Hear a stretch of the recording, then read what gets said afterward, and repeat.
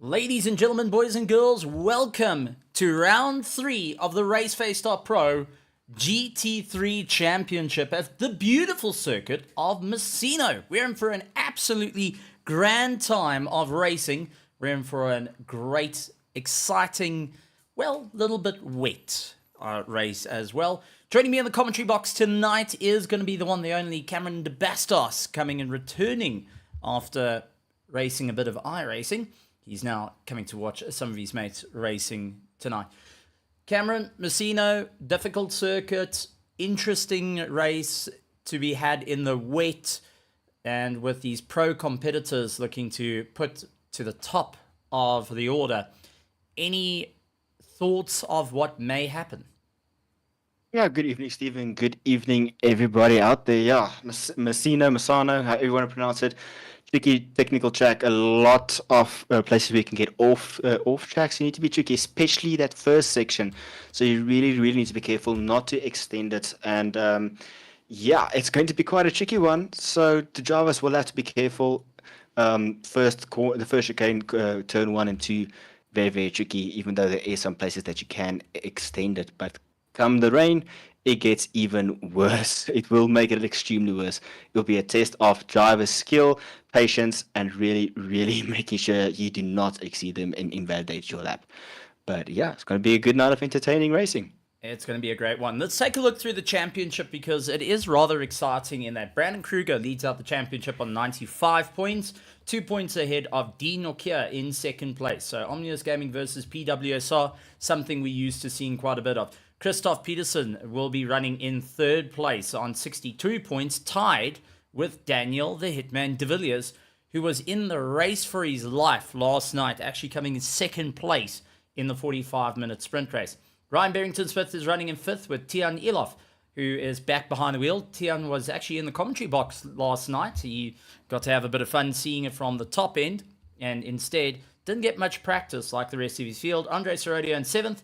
8th is Mahath Musa. Johan Blicknote, who won last night's race, is in 9th place. Rowan Heineke in 10th. Gerrit Bucas is running in 11th. 12th is Tianas Buerta, followed by Conor Bergstrom, Aldrich Claessens, Jason Farmer, Chris Heineke, Alan Patterson, Michael Donaldson, Henry Platt, Loic Randall in 20th. 21st is Kieran Patterson, followed by Darren Miller, Gerry van Zyl, Chris Wall, Paul Venter, Darius running in 26th, Vietia Buerta in 27th, followed by Tyler Humphrey, Sean Skutter, Richard van Heerd, Nico Zafaris, who was actually racing karting this past weekend, and the Rock National Championship Round 1 at Red Star. Jaco Kutzer, along with Jude Neville, ran for the race, Michael Schultz, Issam Domingo, and Ian Upton. Actually, Tian Elof was at the racetrack as well, helping out with the karting there, which is good to see. Daniel de Villiers leads out the pack, though, currently holding the top spot, with Tian Elof, who we were just talking about, tried his hand at commentary, back behind the wheel, and in second place, trying to pick up the pace in his Ferrari 296. Kieran Patterson out there in the old reliable, the Aston Martin in third, with Brandon Kruger trying to make up some time. Brandon Kruger picked up the pace hugely now. Going to come across the line, 0.5 of a second. This may be enough to jump him up through the order. It puts him into first place ahead of Daniel de Villiers. So absolute great run for him. Johan Blicknote, his teammate, is currently up 0.2 of a second. He's running in 6th with Christoph Peterson in 7th. 8th, Jason Farmer, Mordred Claassen, Richard van Heerd, who has been on a huge run of late. Now, Richard, last night, a little bit of a tough race. He managed to claw his way back to the front. Is in the top 10 and still looking to hang with it no matter what. Gerry van Zyl down in 11th for the Pandassi team, getting chased down by Michael Schultz of Solo. So Michael Schultz out there. Nico Savaris from the Pandassi Apex team. Also Carter going and having a bit of fun out there. I think Nico Savaris was in, was it the OK? I think he was in the OKN class on this past weekend. But he's out there having a bit of fun. Chris Wall, Henry Platt, Alan Patterson, Conor Bergstrom, Tyler Humphreys a little bit further down. He was doing photography at Red Star Raceway, which was good to see. Ryan Berg-Smith and Paul Venter rounding out the pack, who has been on a difficult climb. What I'm not seeing here is Dean Nokia, and actually getting a little bit of word from it. Dean Nokia had a problem with his PC constantly crashing, which takes him out of the race. Sorry, he is here. He's in 6th. Okay, so he's in 6th. He's got one of the Pandassi Mustangs going into the pits. Dean Nokia is out on the track with no real setup due to his PC having numerous crashes. So he is literally driving on a whim at this point, puts himself into first place. Brandon Kruger in second, Christoph Peterson, De Villiers down in fourth, 0.2 up on his lap time. And we've seen this Nissan in the greasy conditions, fantastic. But anything else from there, it gets a little bit more tricky, one can say. Yeah, the Nissan has proven to be quite a good match with the driving style that De Villiers has, and we have seen it also with the greasy, almost light track condition there. The Mustang, the Nissan seems to come alive, but it just seems just as I say that the De Villiers unfortunately invalidates the lap there, but it just seems like the car just fits perfectly well in his hands, and he just can push it. He's done some great things. The poor Nissan has been written off multiple times, saying that this is a car, it's old, it will not be able to fight against these new gen cars. Meanwhile, De Villiers says, hold my chocolate milkshake, I'm going to show you how it does it. And he started multiple times by finishing on the podium for 2 rounds, well, from the 2 rounds that I've seen.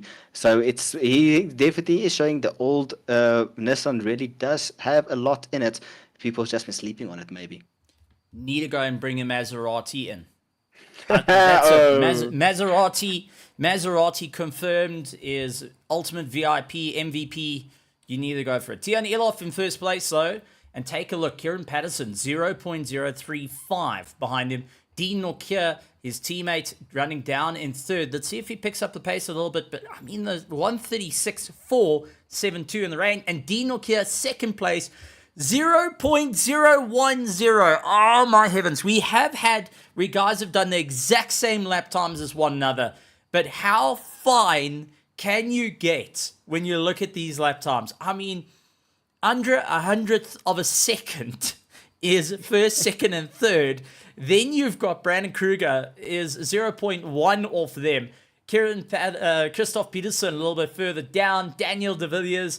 I mean, this is getting incredible. From first to 12th, they're under a second to one another, which is just incredible in terms of pace and drivers really going and drawing out every little bit they can get out of these cars, as we do see Kieran Patterson, who was up on his lap time, unfortunately not able to get around the circuit. 4 minutes and 58 seconds remaining. Ryan Barrington-Smith is on a hot lap here. He is 0.4 up on his lap time. Did a 137.5. He's going to beat it, though, when he comes across the line. Does that put him into the top 10? Gets him into 9th position. Richard Van Heerd is going to be in 10th. Alan Patterson down in 22nd position is 0.7 up on his personal best. It looks like he may be able to move himself into that top 20 if he can keep this all together. Alan Patterson, one of our fastest commentators out there racing in the Pro division. We have Tristan Herbst, who races in the Pro-Am division. He races in the Sprint Series, and really is going to have a bit of fun. Unfortunately, due to he's got the bit of a sniffles, he will be out of the commentary box today. Caught it with the rain that's happening, so definitely, and Tristan, get well soon from the commentary team here at RaceFace.Pro. But Alan Patterson, 0.2 up, 0.1, lost a lot of time through the final sector, comes across the line, does move himself into 21st position, but not quite what he wanted to move all the way through. Not an ideal spot to be in, especially on this circuit. Cameron, Messino is a track that a concertina effect into turn 1. Where do you want to position yourself in the best of times? Now, you've got rain included. So where on the grid would you like to be? At the back or towards the front? Will the middle be the better option than this? What would you say? Well, Steve, it'll be a bit difficult. Throwing the rain, as you said, then my philosophy normally would be start at the front and get a clean breakaway, but you never know what's going to happen. I mean, you might not be able to start at the front, so you start at the back. But then your mind needs to change there in terms of how you're going to attack that first corner. Be cautious. People are going to either go onto the curbs into turn 1, clip it, and then have the car spin around on them, put the throttle down too fast, and then the car's going to spin again with the lack of traction out there, meaning that there's going to be a massive pile-up. And just be patient if you're at the back. Don't go looking for opportunities that don't exist. I mean, it's a long race. You don't want to go wreck your race in the first couple of minutes. Be patient. I've done a race around here, not in wet, but on a pro level where in lap 1, turn 1, it is a whole concertina effect, and everything just piles up, and you end up with multiple minutes of damage because you just get pinged around like a pinball, and it will be a race over for you there. So be patient, wait for your opportunity, rather lift off early and break a bit earlier and go wide into the first section. It will be best to avoid any caster spin on the inside. Pretty much, just be cautious throughout the entire race. Don't take opportunities, be patient. You know That what? would be my game plan. Here's a bit of history for those out there, and I'm going to go back a number of years. My first experience of Messino and getting to see pro-level drivers fight it out and do an incredible job was back. It was ATK still running the Pro Series at that point, and I remember the biggest debate of them all was Jordan Sherritt making his way through the grid into turn one. And I'm not going to touch that, because there is a bit of history. I was involved with the team that baited that hard, specifically the back straight move that is most commonly known as as the confidence break. That's all I'm gonna say. But yeah, that is one that I'm gonna refer to. Be safe, and that's all I'm gonna say. I don't want to get a wrap around or a smack on the wrist again regarding that. But yes. What I remember about the pros at that time was everyone keeping in line with one another and just not really going on the attack. And we saw that throughout the years of RaceFace.Pro coming to Messino, same thing. Rather follow the leader, see where you can go. So we see Mordre Claessens, unfortunately not able to better his lap time. Mahath Musa comes across the line. 44 seconds to go. There's still lots of time to be made up here. Mahath Musa, Tyler Humphries in the pit. So Jason Farmer, Michael Donaldson still on track. But I go back a little bit to that sort of time where I got to have a sit-down discussion with a lot of the pro drivers and asked about the circuit, Messino itself, the GT3 cars. At the time, I was in AM, and now I'm slower than that. But the constant was, don't push too hard. Your tires will be the first one to fall apart on this. Rain being added means that you can stay on a single set of tires throughout this entire race of a 1 hour, 20-minute race. But that also means you can shorten your pit stops. Are drivers going to do that? That's where the question is going to be. It looks like no one's going to improve their lap times and will be getting back to it. So this is going to be an interesting fight. I'm curious to see who's going to swap tires and who's not going to swap tires in this race. I mean, we're in for an absolute banger of it, that is for certain. So, taking a look out to our virtual grandstands, we have got a lot of old names that are going and rocking around supporting the teams. We've got the head of Pandacity, Werner Skuman. We saw him racing this past Tuesday, going and having a ton of fun out there. Also, Sanjan Pillay, who we haven't seen in the car for some time. He's keeping an eye on all the racing. We've got the likes of Tristan Herbst, who is feeling unwell, but is going to still be supporting. Antonio Gamble, our absolute legend in the virtual grandstands, once again being the consistent throughout it all. Since I started commentating here at RaceFace.Pro, Gamble has been in the grandstands, always going and saying, how's it? Which is fantastic. And I mean, this is going back 2020, 2021. So definitely it's nice to see that. Armour going and saying, let's go Ominous. And Tianis Buerta also giving a bit of a shout out, going and supporting the team as well. And definitely talking about, yes, I'm short in stature, but I've got to say, I'm big in heart. Love you too. I think he's referring to us both being quiet on the short side, but hey, we're short, but we're still fast. You know why race drivers are short? Go look at any Formula One driver. You know there's a reason why they always pick the shortest people. Because they don't have to make the car longer. Center of gravity is better. The car can be within the minimum size for both sports cars and single-seaters. GTs are a bit different, but all prototypes are within the minimum size. All single-seaters are within the minimum size. We don't have to worry about huge alterations to older cars. Example, going to the Ferrari that snapped in half at Laguna Seca a couple of years back. And that was due to a failure on the carbon fiber because they lengthened the car to fit the new driver who was taller than Michael Schumacher. So, that is why we shorten stature. But any case, there we go. Catching with some proper logistical thing. And if you want to prove me wrong, that's going to be a huge one. So, let's take a look at the rolling order, though, as we have got a big switcher. First place, Tian Elof. This is going to be the first time he's starting in pole position. But Cam, it's also looking rather dry out on the circuit for the RaceFace.Pro GT3 Championship Round 3. Tian Elof in first place for the first time will be going and rocking around. He's been in RaceFace previously, but never been in first. This is the absolute of it. He's got Dean Nokia lining up next to him. Kieran Patterson running in third with Brandon Kruger in fourth. Christoph Peterson running in fifth. Sixth is Daniel De Villiers, followed by Mordred Claessens. Johan Blicknote in eighth. Ryan Barrington Smith in ninth. Rich Vernier in the top 10. Mayath Musa, Tyler Humphreys, Connor Bergstrom, Jason Farmer, and rounding out our top 15 is Michael Schultz.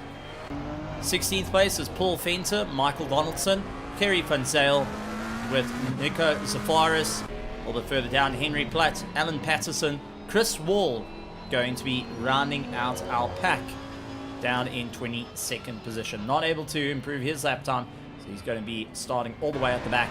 But our UK driver not going to have a tough time. So huge racing, but the pressure comes on. New name at the top of the charts here. Wet conditions gone, dry conditions. We're getting rain a little bit later looking at the weather map here, but it's 28 degrees. You've practiced in greasy conditions while you hope. What do you think the drivers are going to be doing? And specifically, Tian starting in first place for the first time, having veterans like Dean Nokia and Kieran Patterson, Brandon Kruger, Christoph Peterson, Daniel De Villiers, all around him to have a good shot at going for that top spot. Well, Steve, it's no matter how fast or how skilled you are setting up a car or a setup, I would always say that rain is the best equalizer when it ever comes to racing. I mean, look across all platforms, ACC all the way to iRacing. Even though in ACC, it is a nightmare for me. Again, referring back to that 80k race. Tian Elof, he will know how to handle the pressure. I mean, he's been chased by these fast guys for previous races already, so he will know how to absorb it and just push through it. It's all about just keeping a clear mind and making sure you don't make mistakes. If you have confidence in the rain, you'll be more than fine. It's just don't take risks, stay on the line that's not the normal racing line, as there will be a lot more rubber in, and you'll be sorted from there on. Don't take risks, keep it clean, and forget about what's in the mirror, just focus forward. Well, we're getting ready to go green here at Messino for round 3 of the RaceFace.Pro GT3 Championship. Tian leading out the pack 70 kilometers an hour. Dean Nokia in second place, and away we go with Tian trying to get the jump. Dean stuck on the outside. Immediately has Tian moving to the middle of the circuit. Kieran Patterson fighting it out with the Omnis Gaming Mustang of Brandon Kruger. Goes around the outside. He's going to have the inside line into the right-hander, utilizing a little bit of curb there just to ensure that they're keeping it safe, but still side by side. Christoph Peterson dealing with the likes of De Villiers at this current point. De Villiers not quite having the legs he needs to get ahead of the Mercedes, but contact. Paul Fenter having a little bit of rubbing racing. Connor Bergstrom, Michael Schultz a little bit further back, who runs out wide. That Porsche just not pulling itself together as yet. We'll have Alan Patterson diving up on the inside with the Aston Martin AMR V8 as it goes and gets the pass done and dusted. Oh, there is Michael Donaldson stuck off on the outside, outbraked himself, and is down the order. Ooh, De Villiers gets a forward undercut with Blicknote, takes a dive. These two went elbow to elbow, knees and toes, and pretty much through the kitchen sink at one another. It was a mad boxing fight last night, and they have got back together, and Blicknote keeping a very, very firm grip on the likes of De Villiers, getting it skew and counter-steering the whole way around, and not having an easy time there. Contact! Oh, massive pile up into the hairpin there. Oh, De Villiers getting a bit of a tap, turned around, collected a Porsche, which bunched up everybody behind him. Oh, that was Mordred Claessens that caught the tail end of it. So Blicknote got it, the little bit of in contact. Claessens then bunched up, had Ryan Barrington Smith, Mahath Musa, Rich Van Heerd, Tyler Humphries, who's keeping a lot of pressure in, along with Paul Venter and Daniel De Villiers.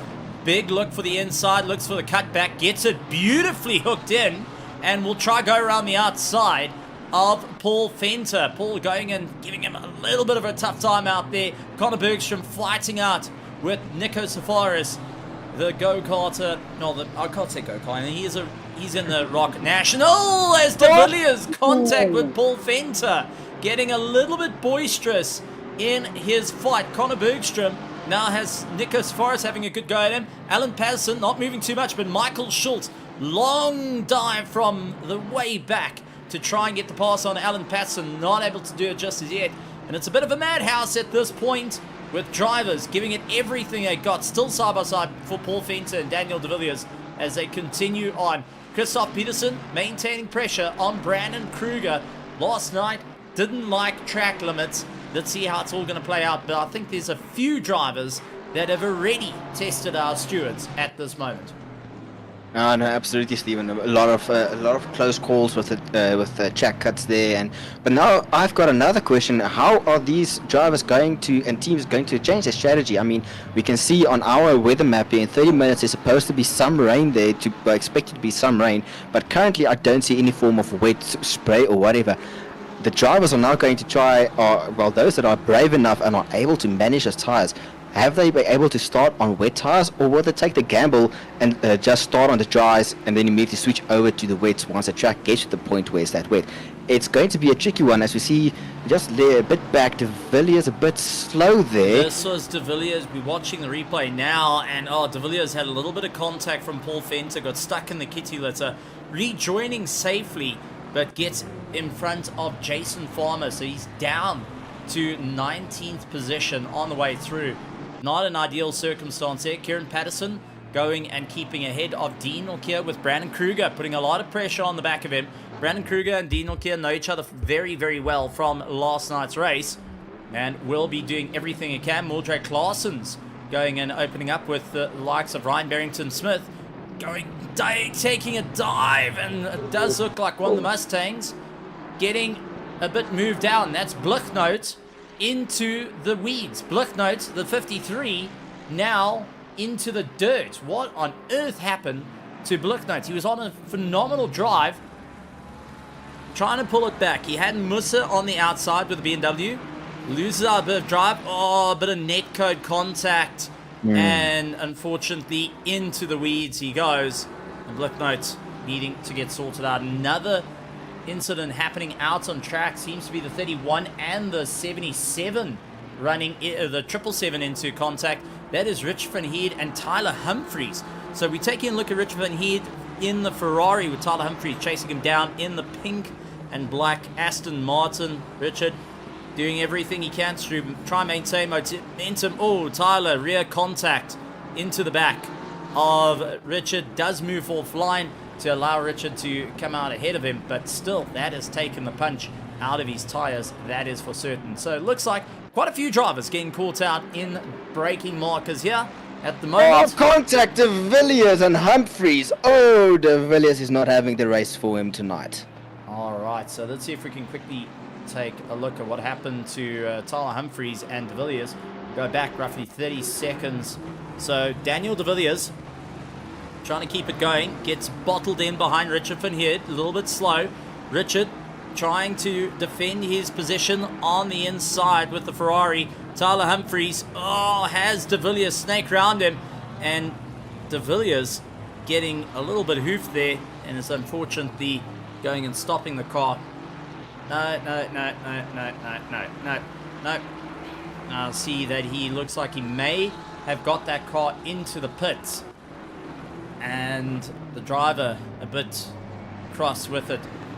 No, I have to put my foot down on that one. De Villiers, you need to get back into the car. Despite it all, you got to go and keep the fight in for the team and yourself. So that is a call out to Daniel de Villiers. Despite the race not going the way you want, it's still a team championship that needs to be played here. Mahath Musa has Ryan Barrington-Smith, big look on the inside, and the Project Vapor driver gets overtaken by Logistical Nightmare Racing's Ryan Barrington-Smith, who has been on a huge drive to move forward through it all. Brandon Kruger chasing down Kieran Patterson, who's running in second place at the moment. Fastest lap time of the race has been set by Tian Elof at the current.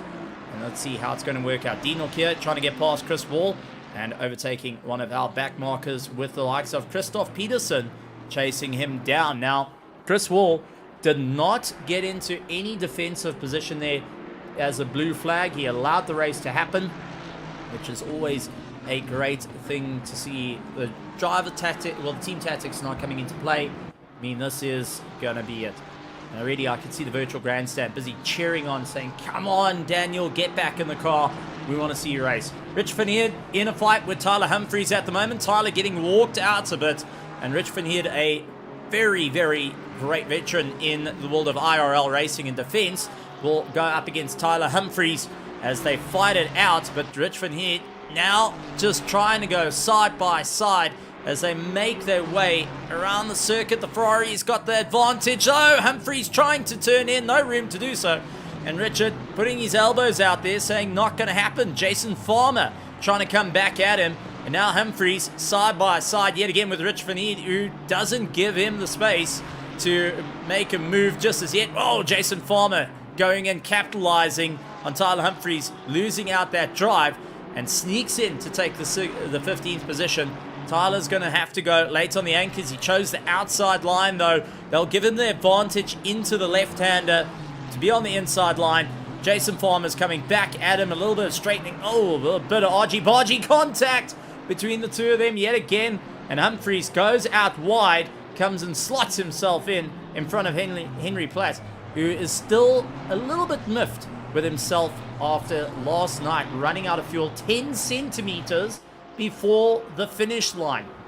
Nico Safaris getting the pass done on Connor Bergstrom, and Connor trying to go for the cutback, seeing the McLaren's gone out wide. The 720S Evo fighting against the Mustang GT3 at current.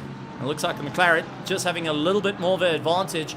Connor Bergstrom, oh, contact between Connor and Alan Patterson. Thankfully, oh, Connor just getting that car rotate. He nearly saved it. So close. Absolutely so close. But not going to work out. Alan Patterson dropping down the order. Give him his due. Alan waited for Connor Bergstrom to rejoin and cost himself 4 to 5 positions on that last run. Michael Donaldson still going on. Kerry Van Zale in 20th. Chris Wall in 21st. Tyler Humphries fighting out with Jason Farmer. Man, oh man. That was a launch up the inside. Contact between the two of them. Jason Farmer now just trying to keep it all together. Has contact with Henry Platt. He was over the curbs. He does give the position to Henry, though, and say, there we go. But the tires are screaming at him. And now we'll have Blichnote chasing him down. Blichnote with some serious damage to his car. Still trying to keep it in order. I mean, this is going to be a big, big run. We've seen some good racing. We've seen some interesting action. But we've also seen some very, very hard racing throughout it all. Tian Elof running in first place. Kieran Patterson in second. Brandon Kruger down in third. Dean Nokia in fourth. Christoph Peterson down in fifth, along with Mordred Claassen, Ryan Barrington-Smith, Mahath Musa, Paul Fenter, Nico Safaris a little bit further down. Alan Patterson in the pits. Kerry Van Zale's been through the pit lane. Chris Wall has been through the pit lane at current. So, big turn of events happening out there. Lots going on. And Cameron, running thoughts on what you think while we have a little bit of time before we see Christoph Peterson outbreak himself. And stop go 30 for Alan Patterson, unfortunately. Just speeding into the pits or just getting off that pit limit a bit too fast, I can say. But yeah, going back to my thoughts of the race. Entertaining, heart-to-mouth moments, heartbreaking moments. Really want Daniel de Villiers to get back out on track there to finish race. I mean, it's still for the team championship up until the very end. And yeah, it's, I mean, Masana has just proven again it's been being used as a GT3 race car track now, but for me, it will always be a lot more familiar regarding the MotoGP circuit, but yeah, it's a close, narrow circuit, and the contacts that we've seen already and the rubbing that we've seen during this race just proves that it's a very narrow circuit there. So it's entertaining so far. I can't predict who's going to win. I mean, Elof has already streaked past, has pretty much created quite a significant gap there for himself of about 5 seconds to the likes of Kieran Patterson, but don't write off Brandon Kruger just yet. I mean, I just took a look at the top speed that the cars were achieving, and I do not know what's underneath the bonnet of that Mustang. I think that 5-liter Coyote engine is going nuts. Brandon has hit the top speed of 254 kilometers an hour. The only one matching him is the likes of Mahat Musa. Other cars are either 2 kilometers slower, or even our leader is Brandon Kruger with another faster time with 255 kilometers an hour. That Mustang is flying, and he is not taking prisoners. I think that by the end of the race, Brandon Kruger might be right on the rear wing of the likes of Tian Elof.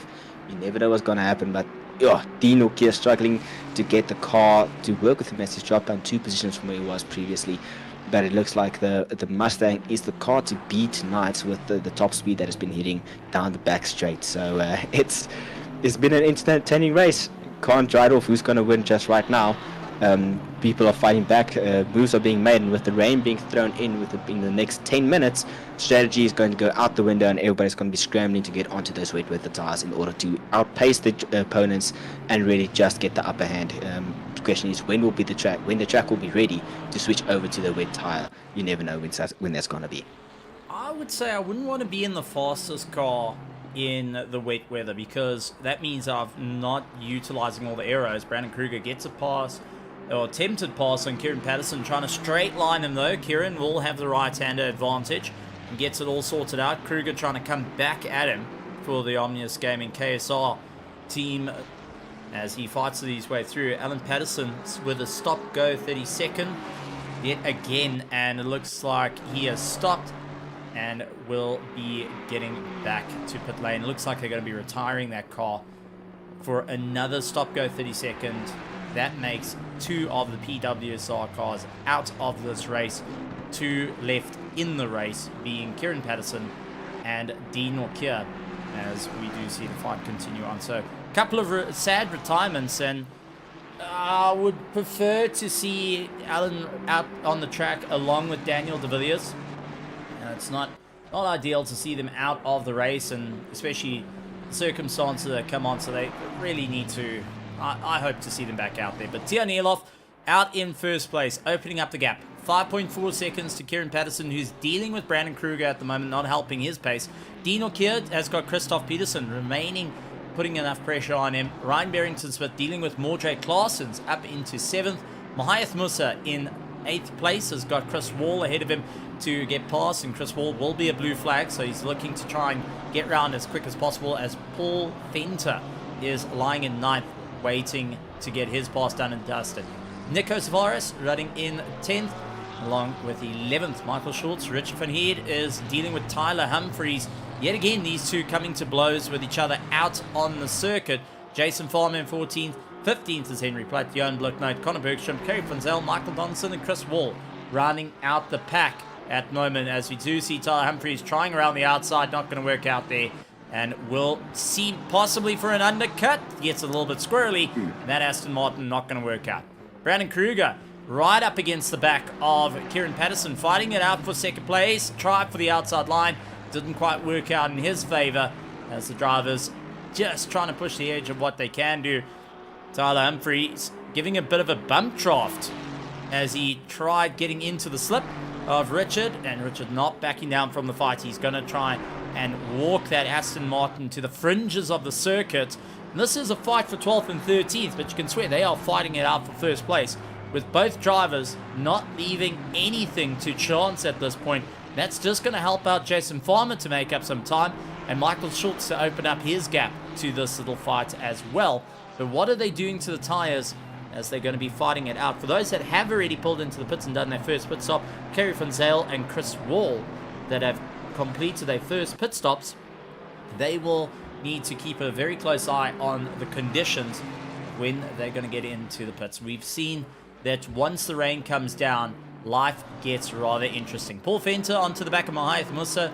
Two drivers that know each other very, very well, and, well, have been on either side of the fence of either working with one another or against one another throughout a variety of championships. But, oh, Musa gets it sideways because a little bit of drizzle coming down and across the nose of Paul Venter. Grip starting to fade away, and Mahath Musa being the first casualty of this run. Chris Wall runs out a bit wide. But rain starting to come down, and this is where it's going to be interesting. Who is going to get into the box and get their wets on? Is there enough on the circuit to be able to go to wet weather, or will you burn out those tires too quickly? Is it going to be keeping it all together? I mean, for these conditions, what can a pro driver do to combat these difficult conditions? Well, as you said, Stephen, I don't think now would be the opportune time to switch over to any form of wet weather tire. I mean, the track is still in the form of just optimum track conditions, so there is still grip out there. It's not greasy or in the fast. Well, just as I say that, it just switched to the fast. So the rain is coming down quite hard, and the track condition is going to change soon. But for these pro drivers, instead of switching over to the wet tires and then just risking it all, risking it for the biscuit, one can say, the best would be change your brake bias, increase that TC, move your brake bias. I believe it would be backwards in order to get your rear settled underneath the braking.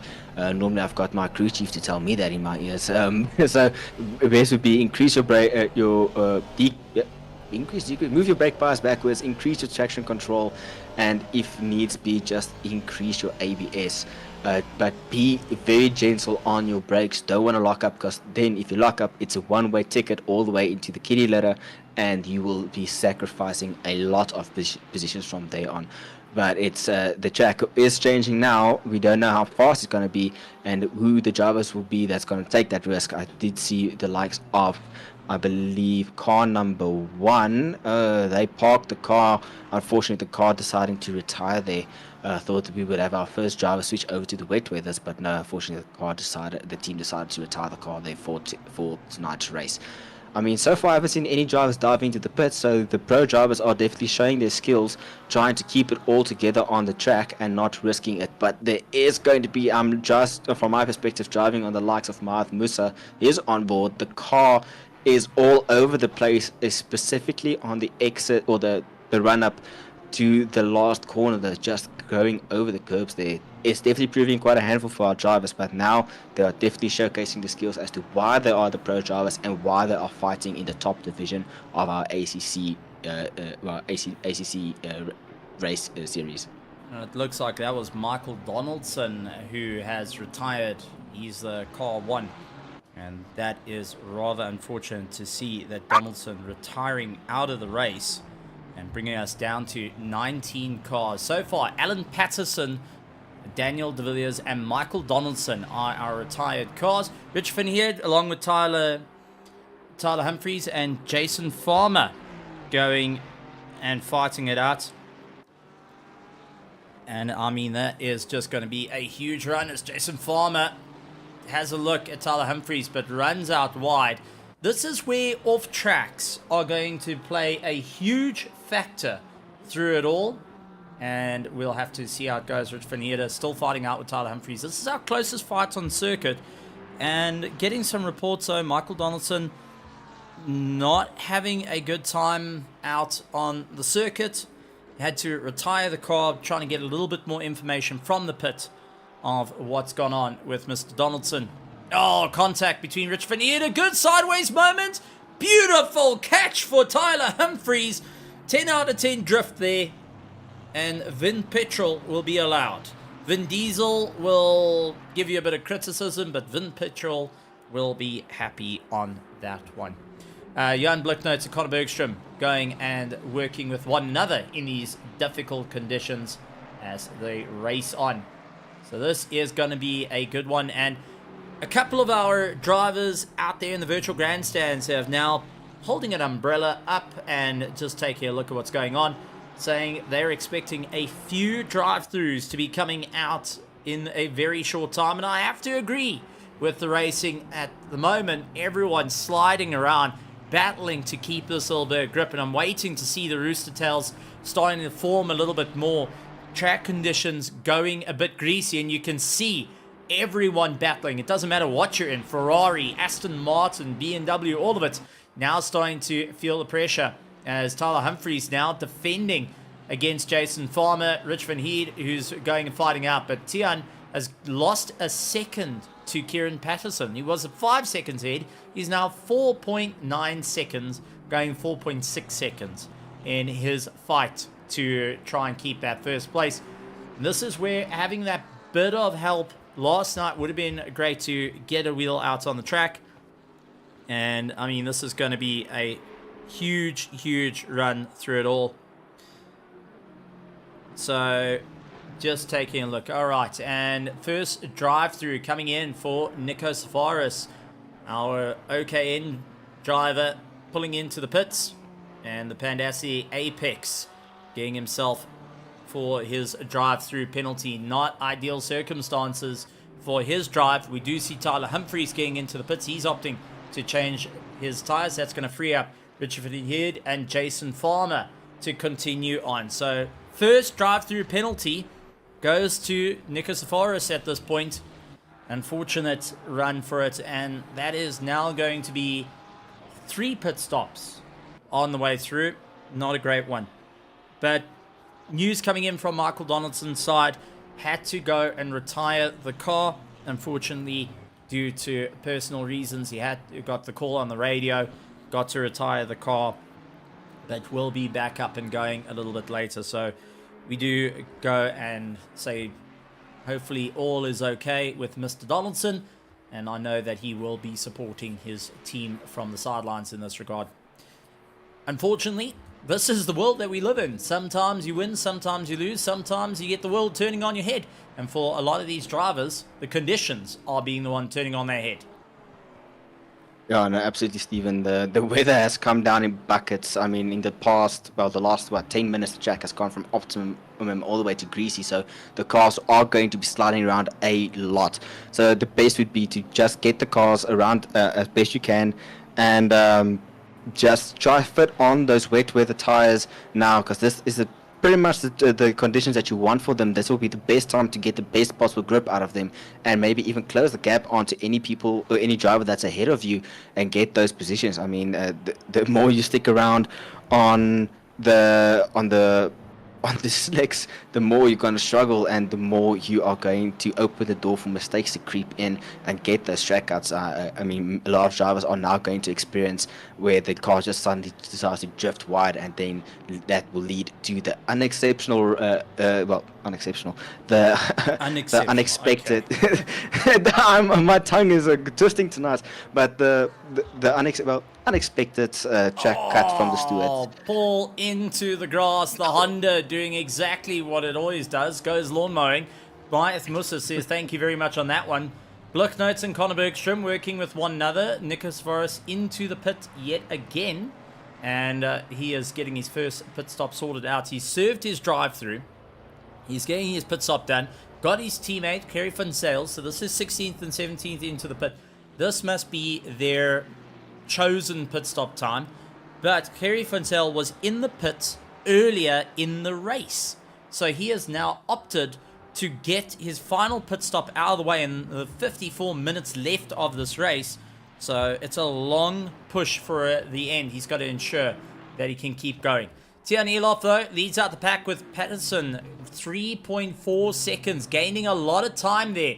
Brandon Kruger pulls into the pits. That's going to allow Dean O'Keefe to keep on going. Remember, these are cars still out on slick tires.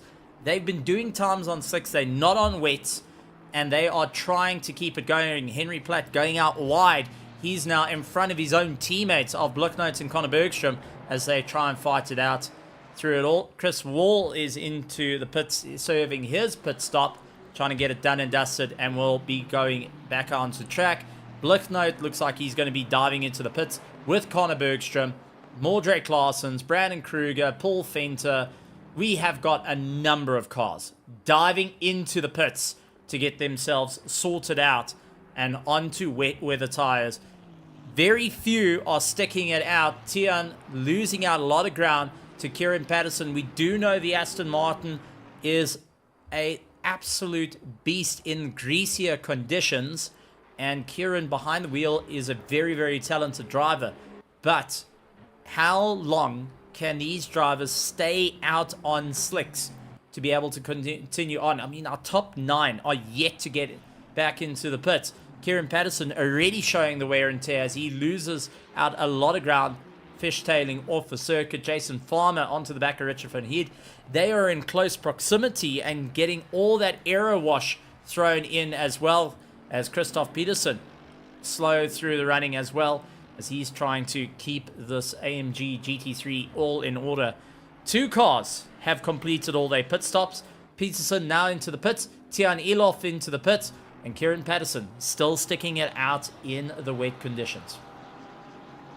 Yeah, I'm just trying to see what the tires were what tires were the drivers put on that already were into the pits. So I'm continuously looking at the likes of Brandon Kruger here. They've gone for wets. They've gone. Yeah, for wets. that's full wets for him. So I think the drivers might have some team members listening in on the stream here, saying, "Listen, guys, time to switch now. Now is all how the guys will be able to, well, how can you say, recover from these stops and get the best out of them." Yeah, it's going to be an interesting one. So far, to give you an idea of roughly a pit stop with tires, Brandon Kruger, I'm going to use it for example, lying in 10th position, was through the pit lane in 42.6 seconds. That's fuel plus tires to get the car going. Remember, when you're swapping out tires, you add 30 seconds to your time, and a bit of a short fuel can get you through the number. They've got 2 pit stops to work with here, and the only way your pit stop counts is you have to put at least 1 liter of fuel into the car. So for those drivers thinking to go the extra mile, they will need to be resting in mind of how it's going to work. Let's run through our order though. Kieran Patterson leads out the pack with Dean Nokia running in 2nd place. Ryan Barrington-Smith in 3rd. Maeth Musa in 4th place. Richard van Heerd in the top 5. A huge jump for him. Not usually we see him up there, but he is getting pressure from Jason Farmer in 6th. Tian Elof running in 7th position. Has set the fastest lap time of the race. Did his pit stop. And now back out on the track, he's in 7th with Brandon Kruger, Christoph Peterson, Mordred Claessens, Michael Schultz, dealing with Paul Fenter on his tail. 13th place is Tyler Humphries, Conor Bergstrom, Henry Platt, Johan Blicknote, Clary van Zale, Nico Savaris, and Chris Wall, as I do see Jason Farmer and Rich van Heerd a little bit slow on going. Paul Fenter gaining a bit of time on Michael Schultz as he looks to give it everything he's got now. Michael Schultz and Paul Fenter, those slouches in their own right, and will be fighting it out. Paul Fenter still trying to hunt him down and utilize every bit of grip possible. And I want to point out, for all the Aston Martin fans and Honda fans, and the reason I say that, Paul Fenter's driven the Aston Martin, he's driven the Bentley, that's all great. But why do you think he's doing the most cringiest thing in the world, Cameron? Currently, he's got the ultimate cringe going on. Why do you think that? Well, by driving the Honda. Well, the Honda and some of the IRL stuff.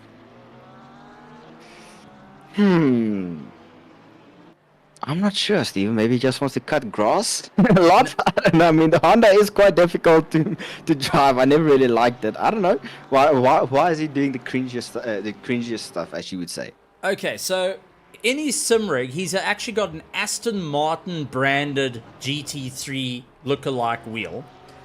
He's driving the Honda in the game, and he's sitting in a Ford seat, a Ford car seat. So the ultimate mismatch of gear, full round, and can't make up his mind of what it is.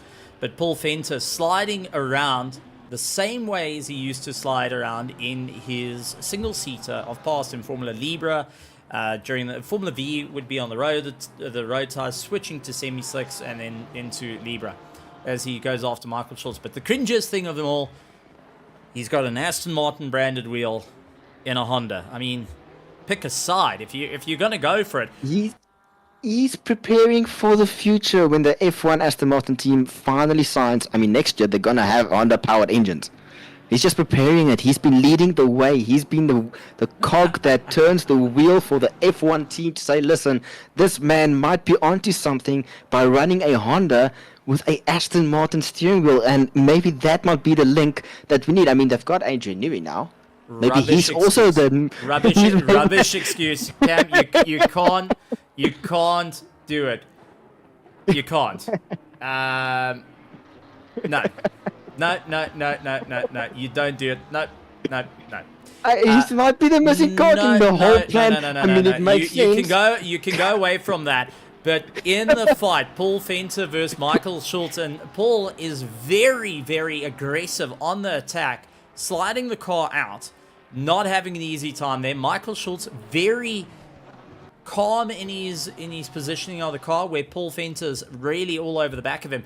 Michael Schultz, a very quick driver, has progressed from Pro-Am to Pro and has shown some great pace over the course of the years up against Paul Venter. Remember, they're fighting out for the top 10 at the moment. Both have done their first pit stops and both are keeping it all together, but I don't see Paul Venter having an easy time as he gets a massive tank slapper on the exit.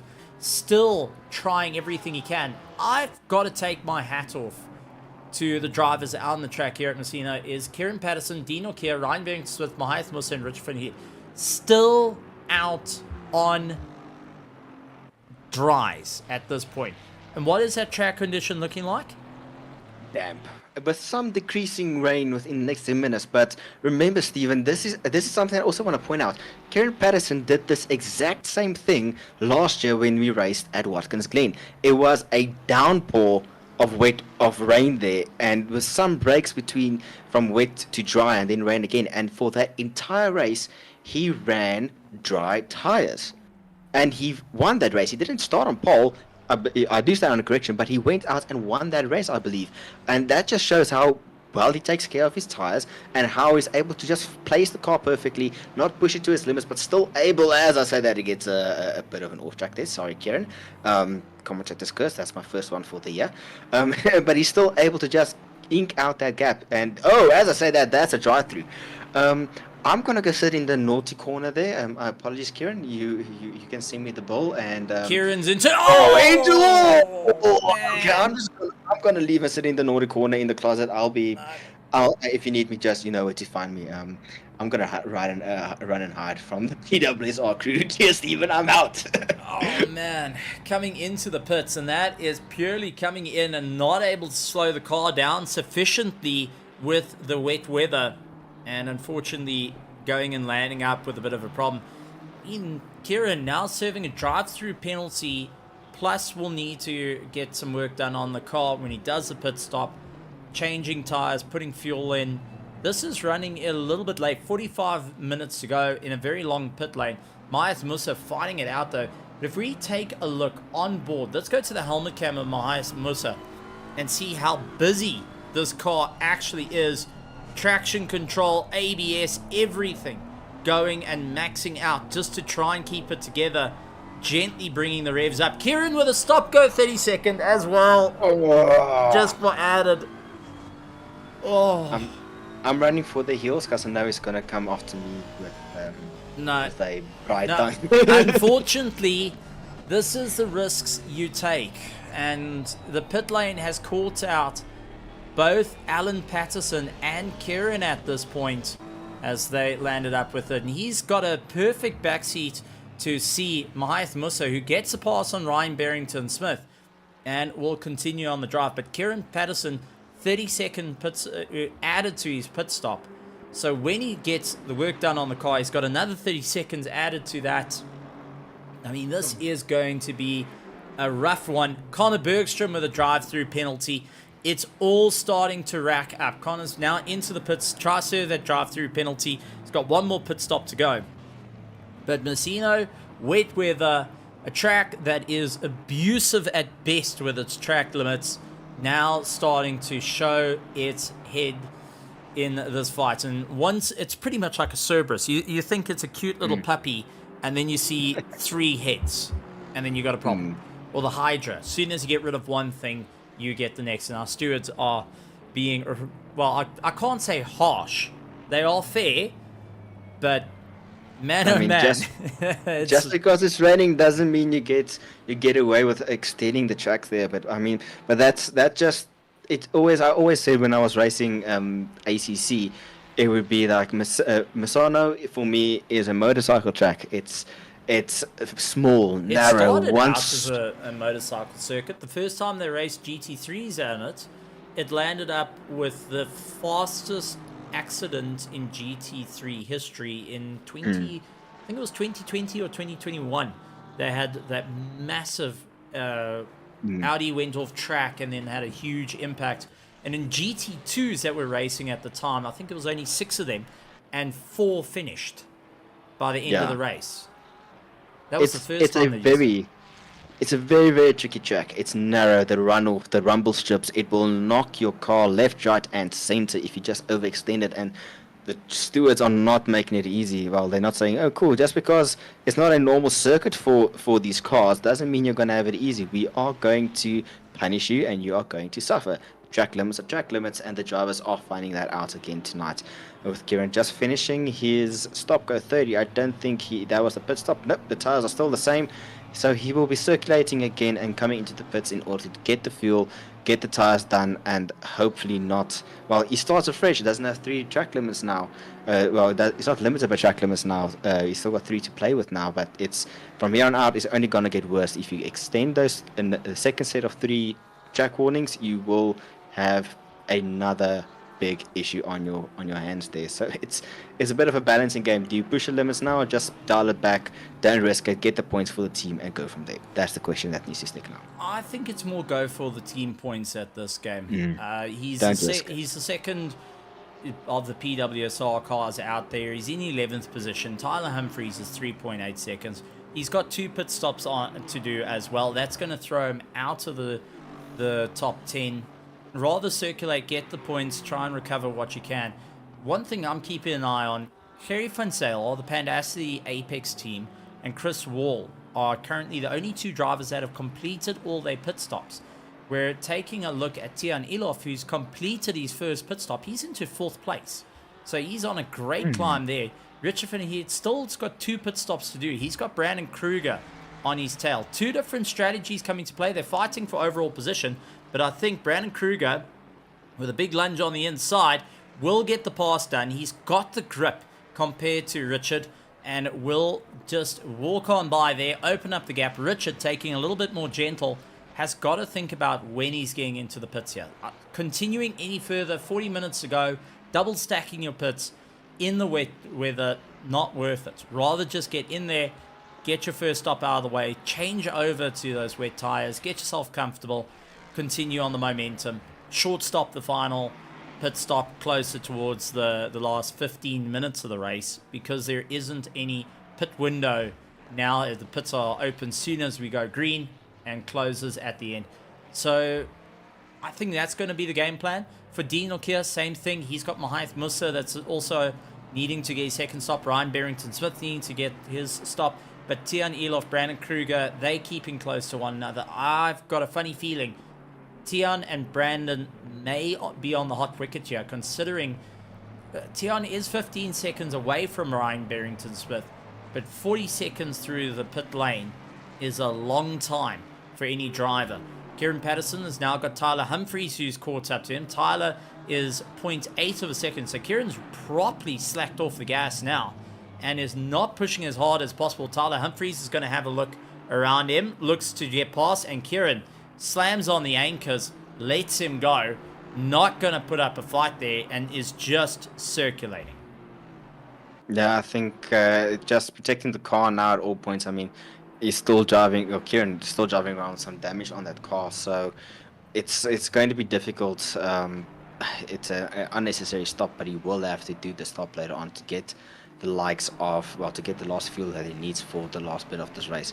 It's been up and down as I look into the grandstand there, the biggest, baddest, best, saying, who is going to win this? We do not know.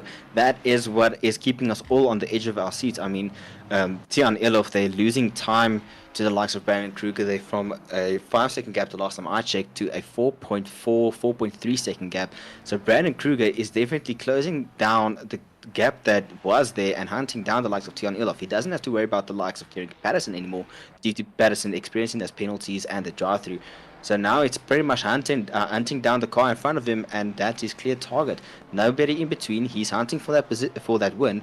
It's now just keeping the car on the black stuff and not running the track limits. And I think that's going through the minds of all of our drivers, seeing that even our top drivers, the top running ones from in the top 3, are vulnerable to getting penalties, and it's now just keeping it safe. As I see a bunch of them diving, like Tyler Humphries, diving for any wet part of or dry part of the circuit. I'm not even sure.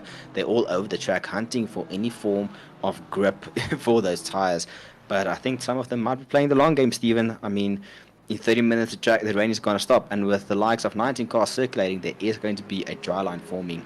So you never know, maybe some drivers might be playing the cars close to their chest and hoping that the track dries out sooner so they don't have to stop and get another change of tires going. I've got to say, the pressure comes in on Brandon Kruger. Now, Brandon Kruger is leading out the championship, 95 points. He needs to catch up to Dean O'Keefe, who's currently ahead of the pack, and Dean is 11 seconds away from Mahath Musa, so that makes him 16 seconds away from Ryan Barrington-Smith, and 20 seconds away from Elof. Paul Fenter, though, into the weeds, is losing out to Tyler Humphries and Kieran Patterson, so Paul Fenter in the Honda getting another spin. But Brandon Kruger is very far off Dean O'Keefe to try and capitalize, so he really got to dial it in if he wants to maintain his championship. For Dean, a win here will move him skyrocketing up into that first place in the championship, especially with round 3. We've got to start thinking about the points. How is this going to work out? You've got 8 rounds.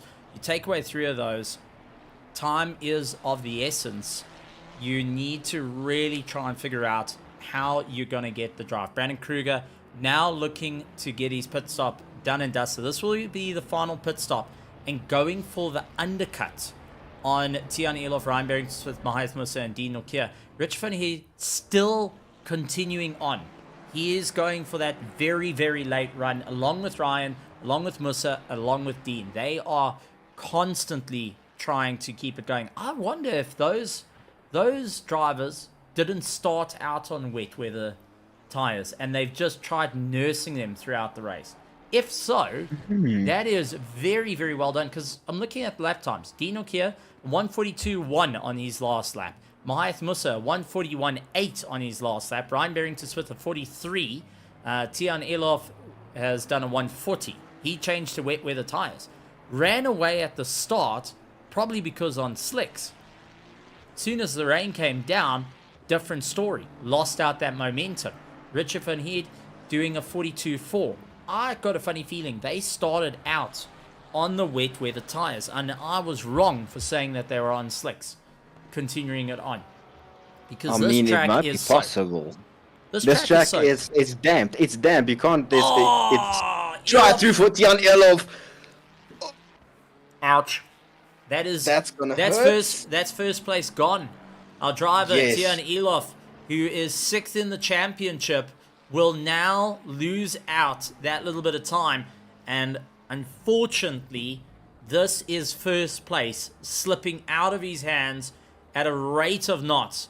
This will be he will have to get into the pits 3 times. That's going to play into Brandon Kruger, who went for the undercuts, as we do see the likes 2 cars coming out of the pits. That's one of the PWSR cars, and I've got a funny feeling that may be Patterson. Kieran. That's Paul Fenter and Henry Platt going out, and Kieran Patterson coming out of the pit lane.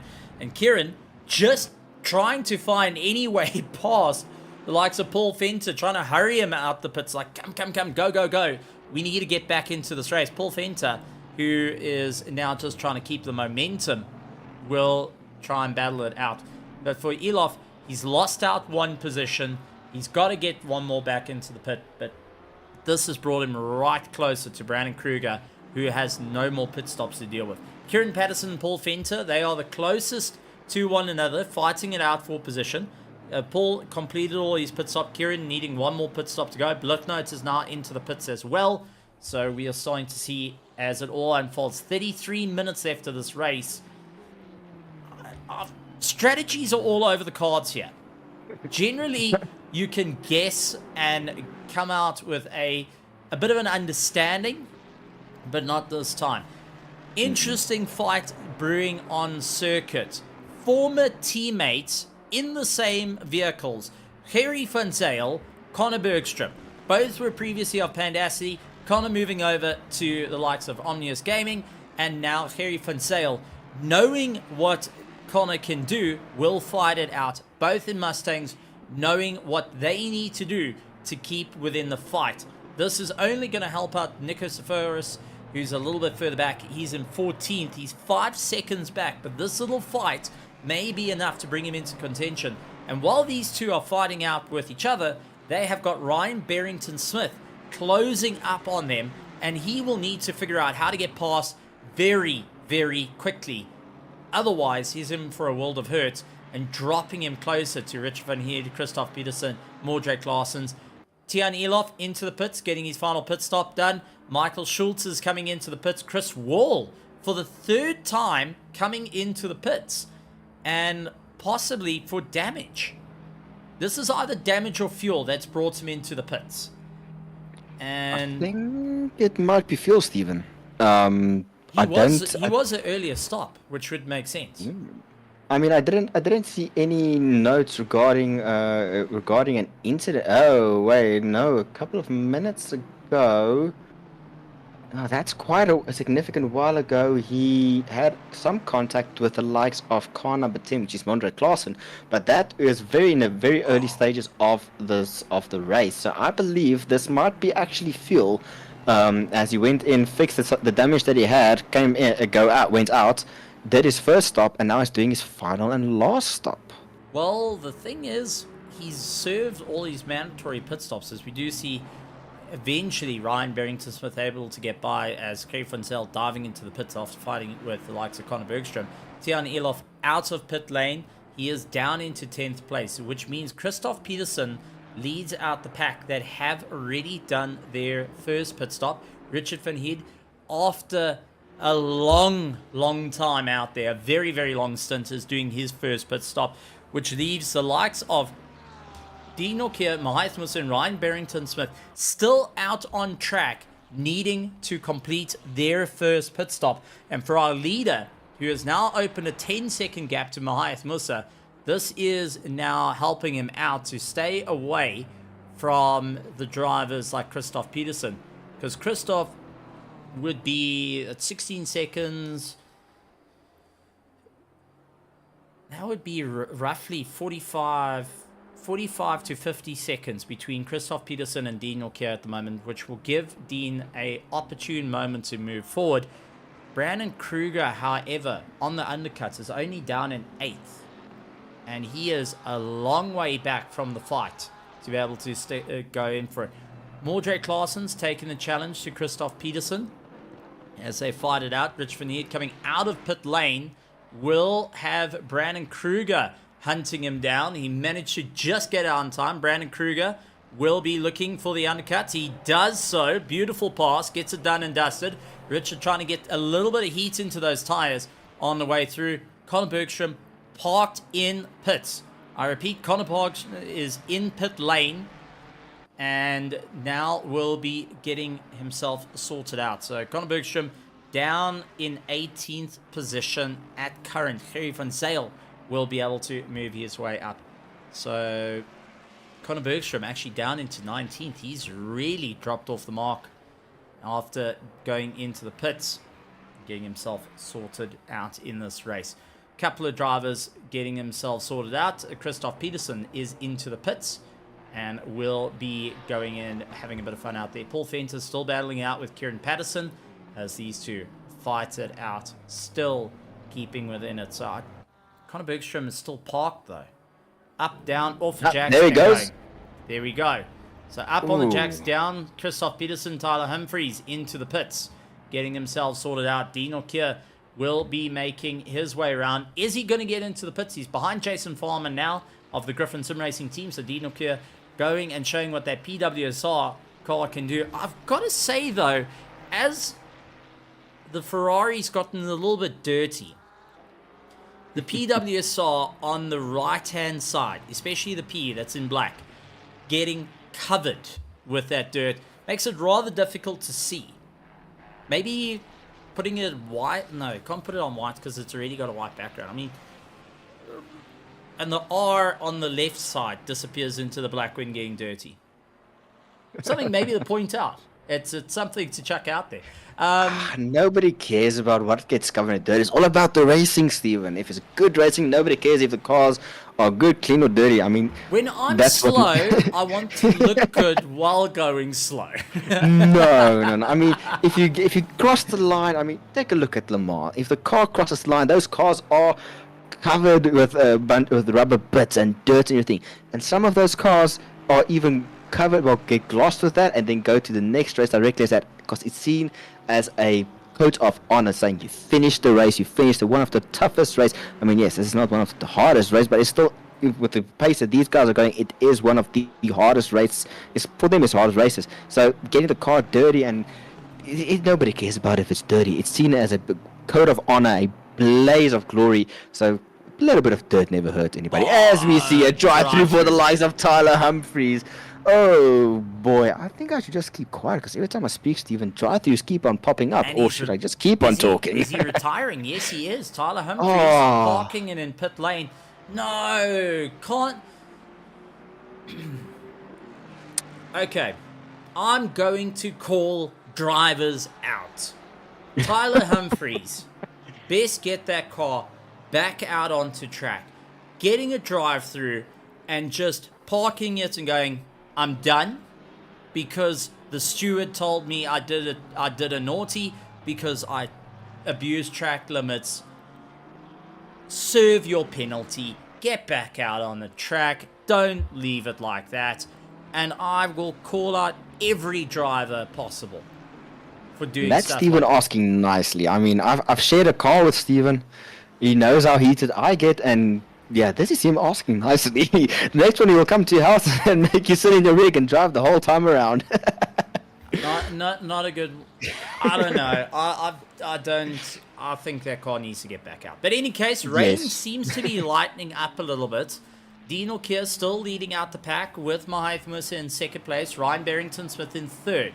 Mordred Claessen's in fifth. Mordred Claessen's in fourth with Brandon Kruger in fifth. Rich Van Heed, Jason Farmer, Tian Elof, Christoph Peterson, Michael Schultz in 10th, Paul Fenter in 11th, Johan Blicknotes, Henry Platt, Kieran Patterson in the pit lane again, getting another pit stop done and dusted. This is he's had 2 stop-go 30-second penalties. He has come into the pit stop twice on that. Ouch. Ouch, ouch, ouch, ouch. Not a race for him to definitely be jumping through the roof on this. But unfortunately, sometimes you don't have a good race, but got to give it up. He's still out there. He's got Conor Bergstrom chasing him down now. That will fight it out on the way through. Dean O'Keefe and Mahath Musa finally getting into pit lane after being out of the track for some time. Ryan Barrington-Smith is into the pit lane. Still a little bit of drops coming on the windscreen, but doesn't look soaking. I'm looking at this track, and the rain is definitely getting lighter and lighter as time goes on. Yes, it's definitely been, well, the rain has definitely stopped for some while now here. And I'm just keeping an eye on the likes of where Brandon Kruger is. When our leaders went into the pits, Brandon was just coming through the first sector there, and our leaders are already, Dean O'Keefe is already out of the pits, off pit limiter, going into turn 2. But now we also need to remember he still has to do one more pit. And Brandon Kruger is going into the final sector of, going into the final corners of the racetrack, so that gap has significantly decreased, meaning that as soon as Mordred Claessen is in the pits, he's stopping now, so that's a free position for Brandon Kruger, but he is in striking distance for our top three for Marth Musa, Barrington Smith, and Dean O'Keefe. So it's not all said and done. Brandon Kruger might be playing a brilliant mastermind strategy here, and it looks like the camera from my side just moving. I think he might be on slicks there, Stephen. Brandon Kruger. This track has dried up. It's 27 degrees. It's on fast already, from damp to greasy and then fast. Okay, right. So we going Brandon Kruger may have taken the opportunity to go. This is going to be interesting. Lap times are already showing. Brandon Kruger last lap at 1:36.4. Only way possible is on slick tires in dry weather to get that right. So he has definitely turned up the wick to ensure he keeps going. But that does bring into contention Dean O'Keefe, Ryan Barrington-Smith, Mahath Musa have not changed tires. They're on their same start. So were they on wet weathers at the start? Oh, Mahath Musa sliding around. Those tires are definitely aching. They are definitely crying. So did these drivers start on wets to go through the transition period, and as it's dried up, they haven't changed tires? 22 minutes to go, though. Still one more pit stop for Dean O'Keefe, Ryan Barrington-Smith, Mahath Musa, Rich Van Heerd, and Jason Farmer, who are still out there. Jason Farmer is actually on the back of Richard Van Heerd, so it's going to be who pulls the trigger first between the Griffin Sim Racing and Rich Van Heerd, who is going and battling out. And Nicholas Forrest, who is a blue flag at the moment, keeping a good bit of pace. He's trying to keep on to the back of Richard, and Jason Farmer just trying to take a deep breath at the moment, not to lose out a bit of time. Tyler Humphries does get back out on track. Thank you. Thank you. Good to see. And he does say he'll get out back on track as well. So thank you, Tyler. Appreciate that. Now go serve your drive-through. You got the naughty finger on you, so you need to go serve it. And I'm glad that you're getting back into the car. That I do respect from the drivers. Richard, though, losing out the drive. Nicholas Ferris gets on by. Will continue on. But this is going to be a question as Richard trying to defend and go on the attack as Jason Farmer has a good look at him. And Nico trying to open up the gap as well. The two of them going side by side. But Richard fighting out with Jason Farmer. Ryan Barrington-Smith into the pits. Brandon Kruger is 28 seconds away from the likes of Mahath Musa. So it's going to be an interesting there. But Richard, I think, getting frustrated behind Nico, who got past and now starting to open up the gap. This is going to be an interesting fight of who do you fight with? Do you fight with the blue flag, or do you continue the drive on? I mean, it's touch and go out there. It's really, really touch and go. Kieran Patterson with a drive-through penalty. From bad to worse for the PWS. I mean, at this point in time, he's pulled in the pits. No, Kieran. No, Kieran. No, come on. Don't leave one significant PWS car running out there. I mean, Stephen, you called me out a couple of seasons ago when I was at Mount Panorama, when I called quits, and it always feels so much better to, even with all of this happening, still crossing the line, going and getting the car to the very end there. So now I'm going to plea, and I don't normally plea like this. Kieran Patterson, please, please, please get the Aston out there. We love to see the PWSR car going around the circuit there. Take the fight. I mean, it's not over. It's still a long season going on. Tyler Humphries with his top go 30. And he got a stop go throw, unfortunately. But Kieran Patterson, Tyler Humphries, do it for the people in the grandstands. Do it for us in the commentating booth. Do it for yourselves. Do it for your teams. Don't give up. There's always points to be scored, no matter what. It's never the end of the line. And I hope that this plea reaches the team. Daniel, if you're in the grandstand, send the team there. Alan, if you are in the grandstand, send it to Kieran there. I mean, I've driven with you guys. You guys are phenomenal drivers. So please, please get the cars back out on track and complete this race. See it till the very, very end. I won't lie. That's where I want to see the cars go and do it out. Mordred Claessens and Ryan Barrington-Smith fighting it out against one another really doing a phenomenal job. Mildred Claessen's keeping very close to Ryan Barrington-Smith. Looks for the inside. He lined it up beautifully. Can he continue it on side by side with the Aston Martin? He's got the inside line locked in. Perfect opportunity. Gets a sweep. Comes across the nose a little bit. Try and close off that corner. And Ryan tried putting the fight back in. Couldn't get the pass done and dusted. Waits it out. And what a pass for Mildred Claessen's. And just lining the car up for the double right-hander on the inside. Worked beautifully.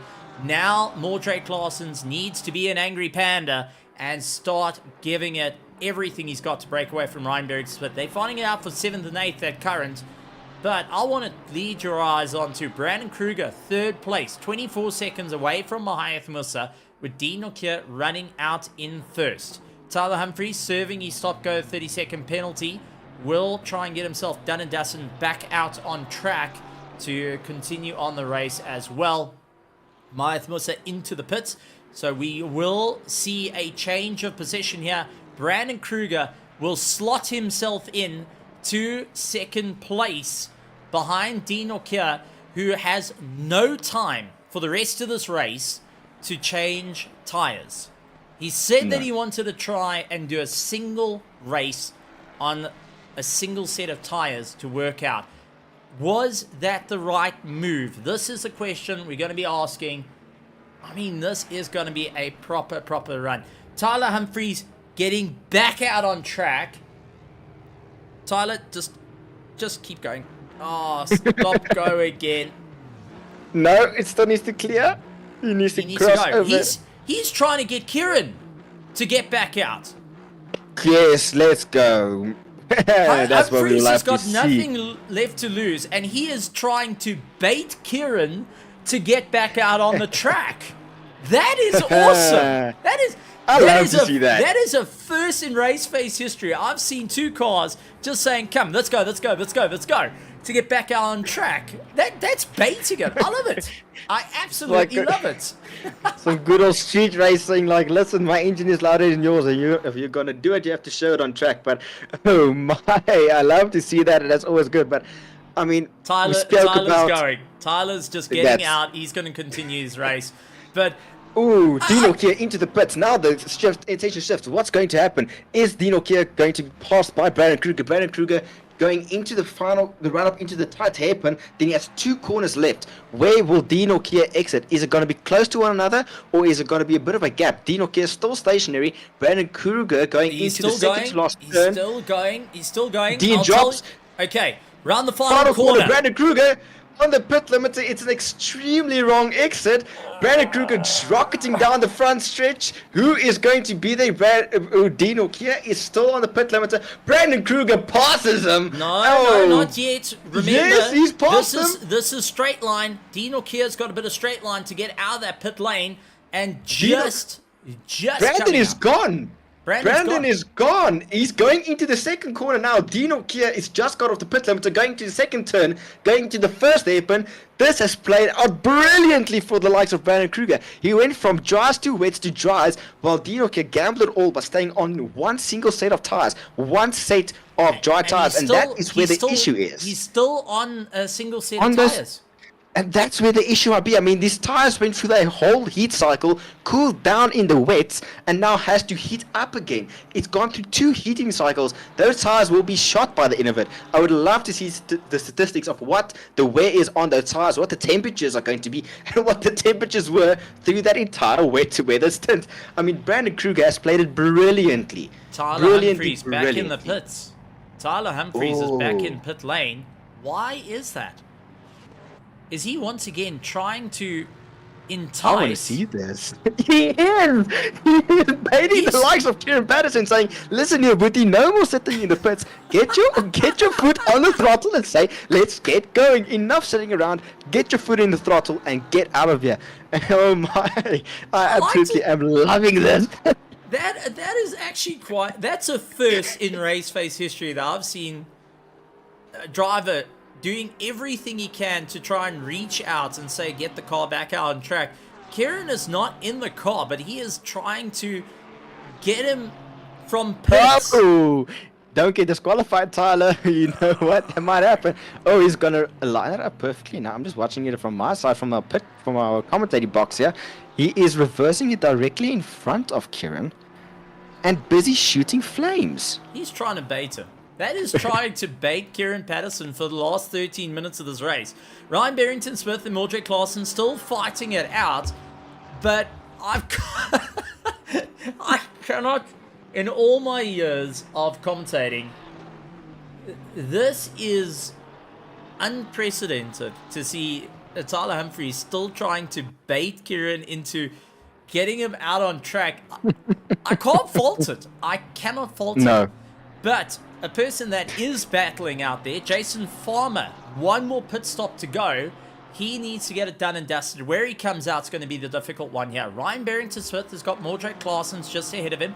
These two are the closest fight on circuit. Dean Norkier, 10 seconds back from Brandon Kruger. Jason Farmer, 8 seconds off the back of Dean Norkier. Mahaith Musa, 2.4 seconds off the back of him. And Tion Elof, 2 seconds off the back of Mahaith Musa. So, depending on how those tires are going for Dean Norkier, it's going to be a long, long fight. But Mildred Claassen's Ryan Barrington-Smith, huge ongoing fight between the two of them as we jump on board with the Aston Martin, trying to keep within the slipstream, pull himself along, looks towards the inside line of Mildred Claassen's, can't get the pass done, does bleed off the throttle, bleed off the brake a little bit earlier, just to try and close up that gap and do everything he can to get going. I see Tyler Humphries is still in pit lane. He's trying to continue to bait the likes of Kieran Patterson. You know what, Tyler, we appreciate it, but I think it's time just to get that car out and just run your race. Run your race. Yeah. Run your race. Yeah. Unfortunately, you've tried it all. We've also done it, but go ahead. I would say continue the race and just give it horns. Enjoy the last 12 minutes of the race, and just enjoy having fun. He will gain a position over Kieran Patterson. So, hey, free 18th position. But at the moment, Mildred Claassen's going out. The Infiltrate being shown proudly on the rear wing of the Porsche 992 as he battles it out with Ryan Barrington-Smith in the Aston Martin AMR V8 going and chasing him down. The reason why I keep emphasizing the V8 is because Aston Martin also has a car in the sim being the V12, which that's a beauty of a car. It's a beauty, but didn't go so well in its driving. It wasn't that car that you would go for. It's like the BMW M6 with its braking was an issue that many people didn't quite enjoy. It's one of those tough ones. Well, I'm saying skill issue. Skill issue or not, Tion Elof putting in the fight to Mahaith Musa, and this is a fight between 4th and 5th position with Mahaith Musa trying to get a little bit defensive. Tion on a massive drive here set a quick lap, his quick lap time of 34.6 as his previous lap time at 35.6 on the back of Mahaith Musa, who ran a 36.9 on his previous lap. So Mahaith Musa getting his elbows out, and this is helping Christoph Peterson get into the fight. So we are now seeing Mildred Claassen's, Ryan Barrington-Smith, Tion Elof, Christoph Peterson, and Mahaith Musa. Connor Bergstrom fighting out with Kerry van Zyl. The two Mustangs are further back having a good argument with one another. We have got fights up and down throughout this, and gotta say, huge racing throughout it all. So Mahaith Musa in that BMW M4 GT3, very, very comfortable over curbs, and it's making it as wide as possible to fight it out with Tion.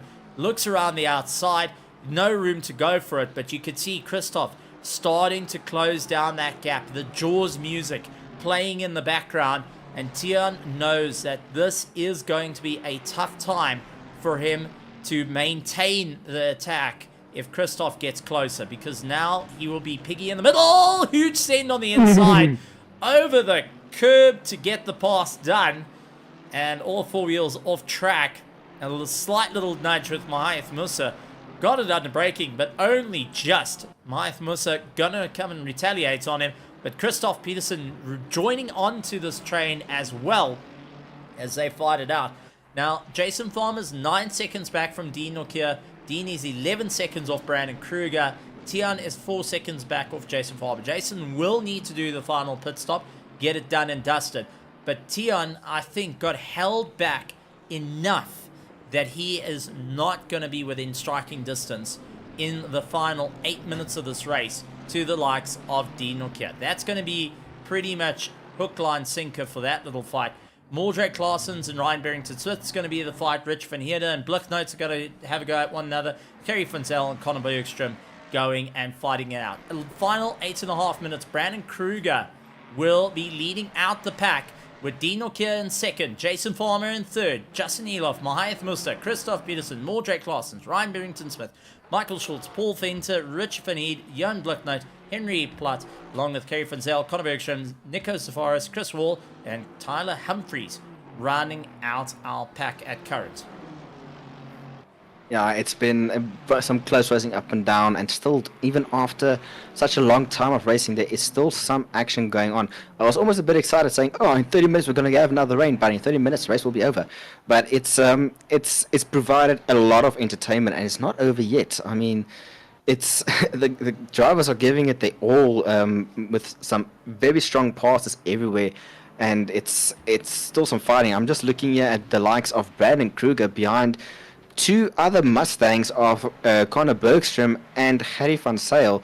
Now this is a 3 Mustang pack here. I mean, what do you call a group of horses together? I can't remember even anymore. I'm not even gonna question. Oh, a herd. Thank you very much. There we go. As I see Conor Bergstrom trying to make a move on Harry van Sale, but the car just not cooperating, getting rid of a bit of a snap there, and just having to back out there. But now Brandon Kruger has to really communicate with his teammate, saying, "Listen here, Booty, I know you're fighting for position, but I'm fighting for the win, and I need to keep on increasing this gap because you never know what is going to happen in the remaining 7 minutes of this race." Brandon Kruger will need to get a little bit of getty up and go, as we did see Christoph Peterson got the pass on Mahath Musa. He's continuing the drive, and Ryan Barrington-Smith throwing the Aston Martin at Mordred Claessens as they battle it out for 7th and 8th position. Tyler Humphries in through the pits again.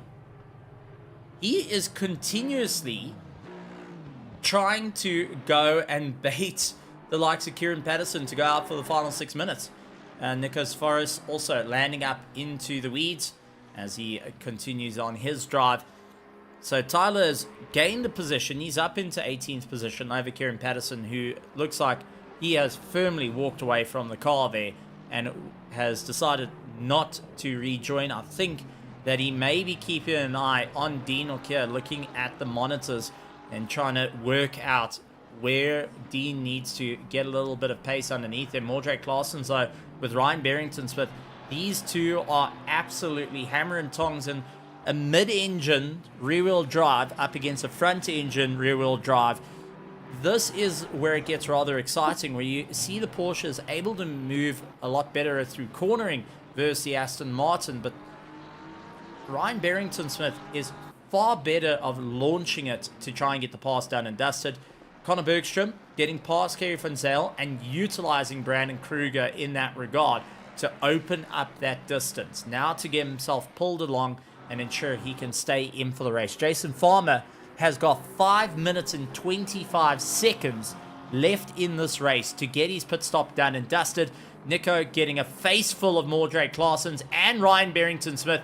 He's off onto the AstroTurf and just keeping well away. Mordred Claessens swings back across the nose of Ryan Barrington-Smith. Ryan trying everything he can to move Mordred Claessens off that racing line and try and lock in that apex. It's not going to be an easy fight on the way through, but we're starting to see more and more racing. Christoph Peterson gaining a lot of time on Tian Elof. Jason Farmer has got Tian 1.5 seconds back. This puts Tian Elof officially 12 seconds off Dean Nokia by the end of the race at this current moment. I don't think it's going to be enough time to get that second place, but definitely don't tell him twice. He's going to be trying to push it as hard as he can. And Christoph Peterson, who is running in fourth, running in 5th, wants to gain that 4th position, as Ryan Barrington-Smith yet again going after Mordred Claessen's, trying everything he can to just get that pass done and dusted, and is not winning at this fight. I mean, this is fantastic racing from the entire grid, but at this point, it's getting into a very difficult situation. Tian Elof will be fighting for 3rd with Christoph Peterson by the end of this race. For the final 3 minutes, Peterson's going to have to get the pass on Tian, as we do see Ryan... Oh, from Ryan Barrington-Smith. Sorry, Steve. He's just centered there on the likes of Mordred Claessen. Oh, I don't think the stewards will be looking happily down on that one. As he closes the door now on the likes of Mordred Claessen's nose, Mordred Claessen's definitely not holding back on some words underneath that helmet, I would say. Oh, some very hard racing out there. Yes, it was a send, but I've got a funny feeling that both drivers will be looking to give it the absolute all. No matter the race onto it. So I've got a funny feeling that's not game over for that. Christoph Peterson now turned up the pressure on Elof, looks around the outside. Tian guarding the inside line, will lose out into the left-hander, as we see Peterson tried his luck, wasn't able to slow the car down just enough to make his way through, and losing out. Looking over to our virtual grandstands, we have got Werner Skuman busy cheering on for Mordred Claessen's and the entire team of the Pandacity, going and loving the racing at the moment. Jutech Simworks, who is one of our local sim racing shops that you can go and get quite a variety from, is also putting in a huge amount of support for the drivers out there, as Christoph Peterson, with that simulator cave on the door, is fighting against Tian Elof, who's in the Scuderia Ferrari colours, the natural, Ferrari colours that you get out on the sim itself. So really good to see it out there. Nico Severus off circuit and continuing on his drive. But 3rd place is on the line here with 1 minute and 52 seconds. Jason Farmer has no option but to pull the car in the pits now. Yeah, it's no more risking it for the final time. I mean, as soon as that timer hits the 1 minute, and if you're not close to that pit entrance, you will unfortunately be penalized. You can't pit on the last lap. 150 seconds, if I remember correctly. Yeah, and as we see, there it goes. You don't want to risk it, so rather just go, get it done, and continue driving for the remaining laps. I mean, Jason Farmer, you have shown you've got the skill, the speed, and the gumption in order to stick it to some of these front guys. So who knows, next round you might not even have to stick it right until the very end. You might stick it to you might be finished by this time fighting for that lead. But yeah, Jason Farmer going in, getting that final pit stop done, which will drop him down, unfortunately. But it does mean that the door is now open for Tian Elof to defend against the likes of Christoph Peterson in order to maintain that podium. But Christoph Peterson almost getting a nasty little tank slapper there, as he is in the slipstream of Tian Elof. These two are going ham and tongs at one another, not giving an inch to one another as they fight it for that final position on the podium. And Christoph Peterson, as we jump on board, can be seen chasing down. Hasn't bothered turning off the windscreen wipers as yet, as I think he's just in an outright fight. Jason Farmer coming out in 11th position. Not quite sure if that was the right move or not for him to be able to run that a little bit further. Rich van Heed dealing with Henry Platt at the moment, and Henry Platt, take you back, last night ran out of fuel. He's now putting in a serious fight, as Paul Fenter with a drive-through penalty, and has just been informed Brandon Kruger is now on the final lap. So Paul will have a penalty added on after the race, taking him down out of the top 10. That is just a nightmare situation. Maeth Musa has got Ryan Barrington-Smith on the back of him. They're pushing. I think we're in for a race and a half here, because how many other drivers are running on the absolute ragged edge of drive-throughs and warnings? Maeth Musa fighting against Ryan Barrington-Smith. Richard van Heed and Henry Platt still going at one another. And these two are hammering. Tongs runs out wide. Henry getting it sideways. Trying everything. Runs out wide. Richard will gain some time there to open up. And Henry having another look. Tried going on the brakes late. Didn't quite get it settled. Tyre Elof though.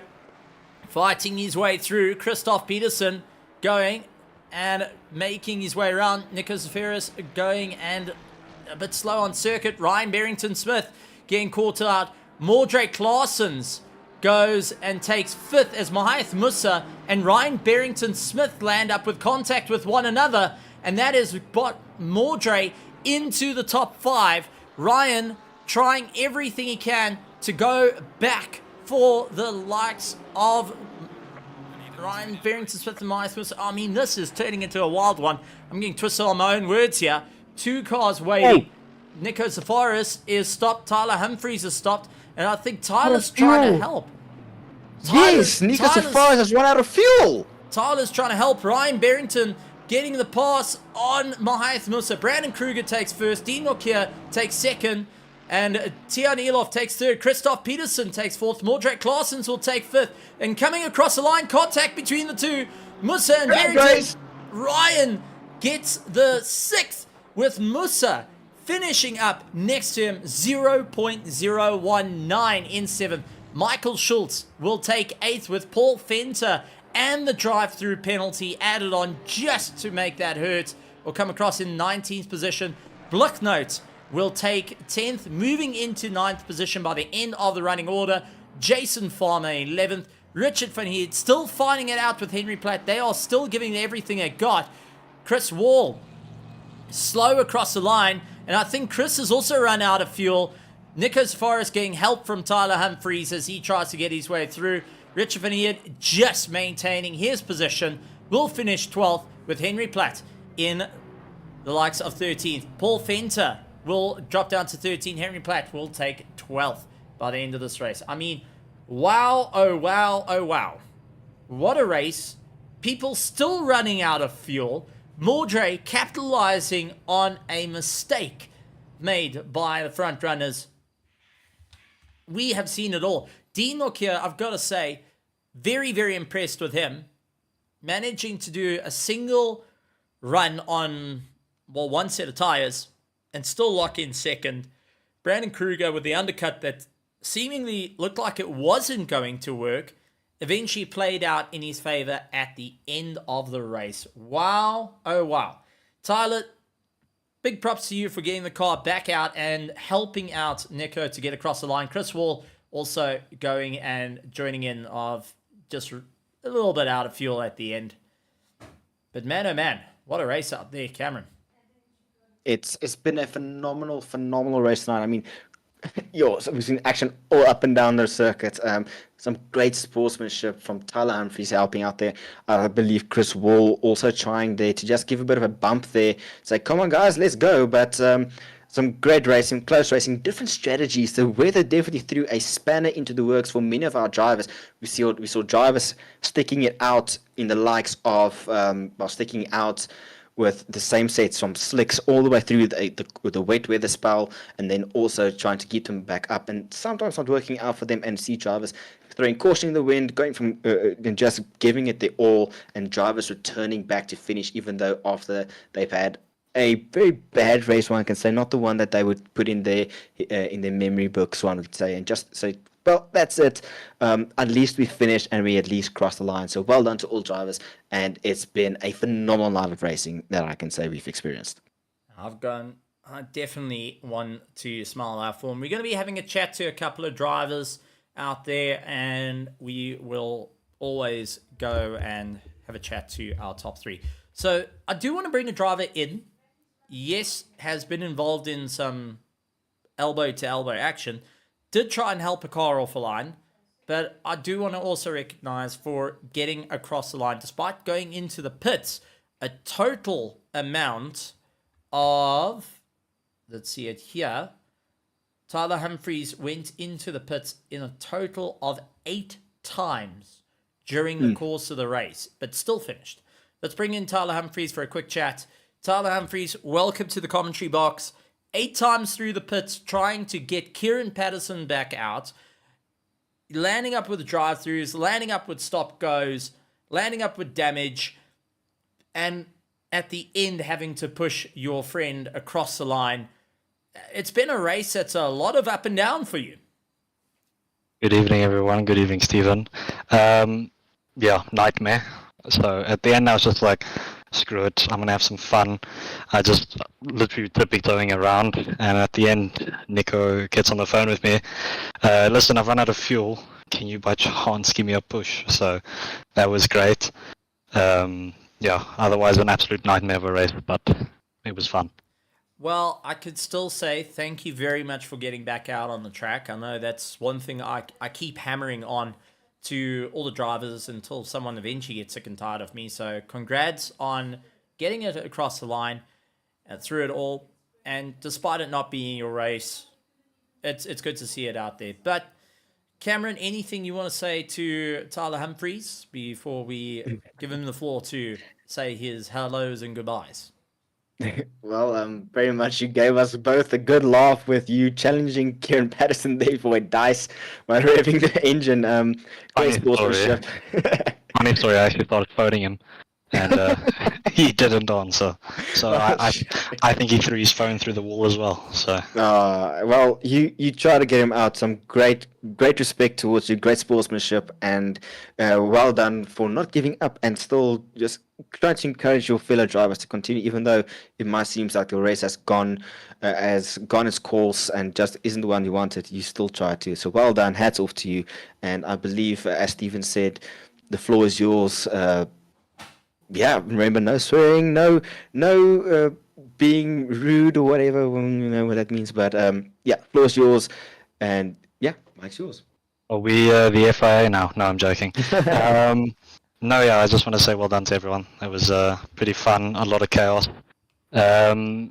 Just one note to two drivers who I had a little bit of a bit of argy-bargy on the track. Daniel de Villiers, please stop swerving under brakes, and same to you, Jason. But it was good fun. Thank you very much for the dicing, and to everyone else, well done. Thank you, Stephen. Thank you, Cameron. It's great to have these to watch after the race. Thank you very much, Tyler Humphries, on your race, and well done for crossing the line 8 times in pits. Man, oh man, I would have driven myself insane on that one.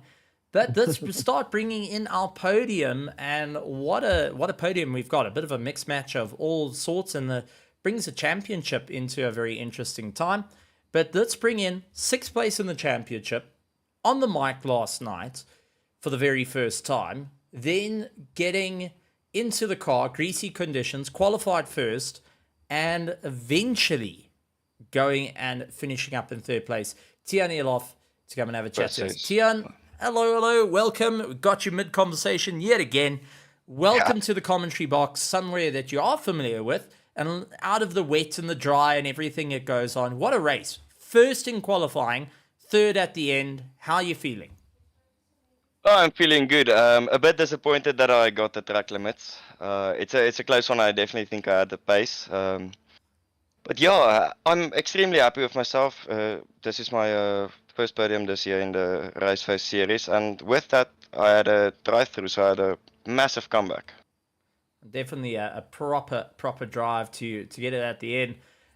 Now, the conditions. You commentated on the conditions. You got to ask questions about it, but getting to face tonight with everything, what is your thoughts on what you just experienced?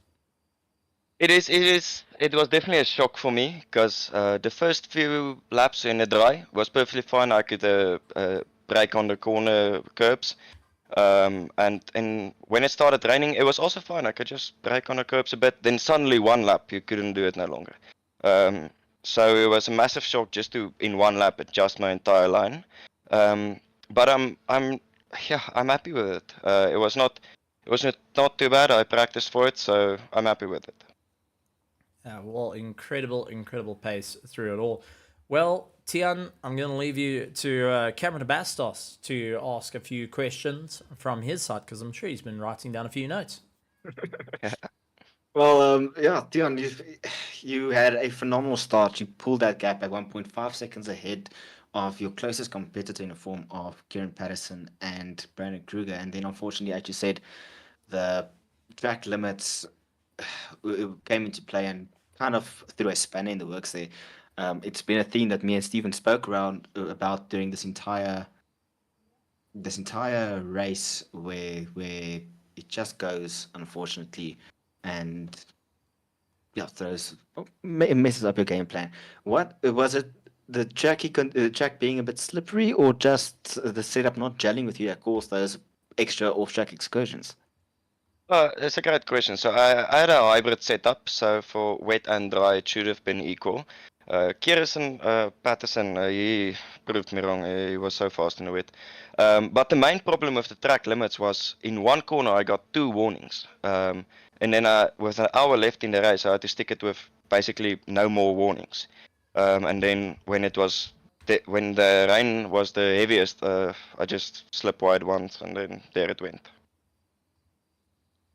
Oh well, we also spoke about. You just mentioned it there that Kieran showed a lot of pace during that wet section there, and I think from what I saw there, I think he was also trying to pull the same strategy that Dean O'Keefe was trying to run. They will chat later with Dean of just sticking on the dry set there. Was that the same strategy that you would have followed if you didn't have some of those mishaps or hiccups, or was the original plan always to switch to dry tires when the clouds started opening up?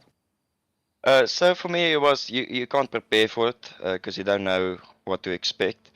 I followed my instinct and followed Brandon Kruger into the pits. He went 1 lap before me, and I just felt I had a decent strategy, so I went with it. And looking back now, I wouldn't change it. I'm very happy with it.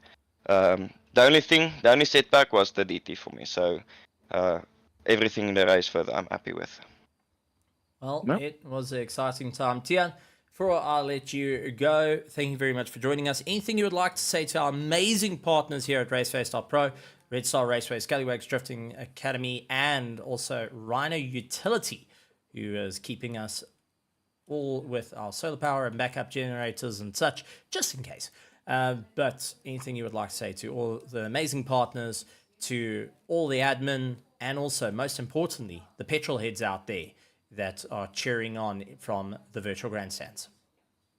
Yeah, definitely. I want to thank all the sponsors for hosting this event, RaceFace, the commentators, and most importantly, the petrol heads, because without them, there is no race. And also without them, there's no training, because real life racing is getting expensive, and this is a great simulator to replace the real life racing for a lot of people. So I want to thank them for the opportunity they are giving us to race with the best drivers here in South Africa. Absolutely great stuff. Thank you very much, Tian Elof, and congratulations on your 3rd place. Thank you very much. I think the double penalty came in through a double right hand or a double left. It would be the double right. I think maybe a little bit too much curve and getting caught out there. Well, let's go and bring in our next customer here to the commentary booth. And this is a person that I would say was the Tyre Whisperer, a.k.a. Dean, the Michelin Man Nokia. What, SRO runs on Pirellis? Is it Pirellis? Yes. Or they run It's on Pirellis? Pirelli. So it'll be Pirellis. Dean Pirelli Nokia going to be the Tyre Whisperer there. Dean, welcome to the commentary box. And man, single set of tires, dry, wet, dry. Your middle name must be Pirelli. I'm really enjoying learning the limits of the tires and everything. It doesn't help I try the same strategy as everybody else or the same thing. So I've literally done every single race this season, no tire change and SRS and everything. So I've told myself this season is what I want to do. It's what I want to test myself on. I've never driven dry tires on the wet track. So for me, it's all about gaining that experience, which all the other guys have. They know when to change. They know how to drive in the wets. They know how to adjust, etc. So I had to try it this time and adjust myself as well. So it was very fun. I learned so much. And discovered that grip definitely fades away. Take us through the race at hand. I mean, this has been an interesting one where you're leading out the pack. you took that bigger gamble, conditions started changing, Brandon Kruger went with the undercut, but that didn't seem to shake you. It did not. No, I was actually following the lead of my team leader Kieran, which obviously guided me through the fact on how until what time you can actually try the dries. And I told him, okay, fine, I need to learn how to do it. And I knew I had 90 or 100 liters fuel. I was either 90 or 100 liters fuel, so I knew I was going to be able to go long. And then when that next cloudy thing showed after the rain, I knew it's only going to be about 15 to 20 minutes of wet, and it's not going to be super wet.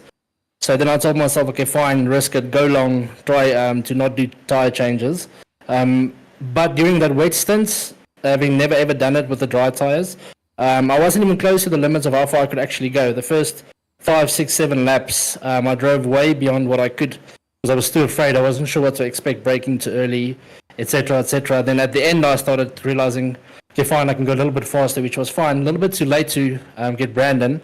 And then I saw Kieran, my team leader, obviously get a drive-through, which is super unfortunate. And then I saw Elof, very unfortunate, after being very fast in the beginning. I think it was on low fuel, knowing that he's going to change tires quick and soon. And then when that happened, I literally had no reason to try and go into the wets and pit twice. I had that gap, and I just wanted to get a top 3. I mean, I've only done a few days or maybe a week on Mazzano, so I was very stoked and happy. That's what went through my mind, honestly. I didn't go for the win. Didn't try and win. I just wanted to bag a P3 at least, and I was happy. Well, it got you a few points for the championship. You came in to the race second in the championship, 93 points. That will move you clean of Christoph Peterson and Daniel de Villiers at this point, and they were tied up in their points. So, with that being said, I know Cameron de Bastos has got a few notes after seeing that race. Cameron, over to you. Yeah, well, pretty much a brilliant drive. I do feel, though, for you, I mean, you did mention that you were pushing the tires to the absolute limits. I mean, I've spent pretty much, 3 or 4 years within the same sim. So I do know that tires sometimes don't like, especially with the new tire model that I implemented a couple of years ago, the shift between going to 2 heat cycles don't normally work out. But as you mentioned, you following the lead of Kieran Patterson. I've shared a car with them. I've shared the same team. So you were in brilliant hands there with the likes of Kieran guiding you through this. I mean, this whole season, the 2 races that I was able to spot or commentate on, lucky enough, you have shown some significant pace there, and it seems like the PWSR team is a team that has shown some formidable pace, and not somebody that you just write out of the season now. You've shown some great pace, and really, I feel gutted for your teammates, for Daniel, Kieran, and Alan, unfortunately, with the drive-throughs and everything not going their way. But still a phenomenal drive from the PWSR guys this season so far, and I hope to see that that they come back fighting a lot more. And even though it's a drive-through or whatever, even what happens, that they come back fighting again. Ask Stephen. I was urging you guys to bring back the cars. So well done, brilliant race, and I'm looking forward to seeing you at the next round. Perfect. Thank you so much. Yeah, like you mentioned, I was very, very early and very clear. Kieran, however, was going to change to a new set of dries. He was not going to stick it out all the way to the end with me.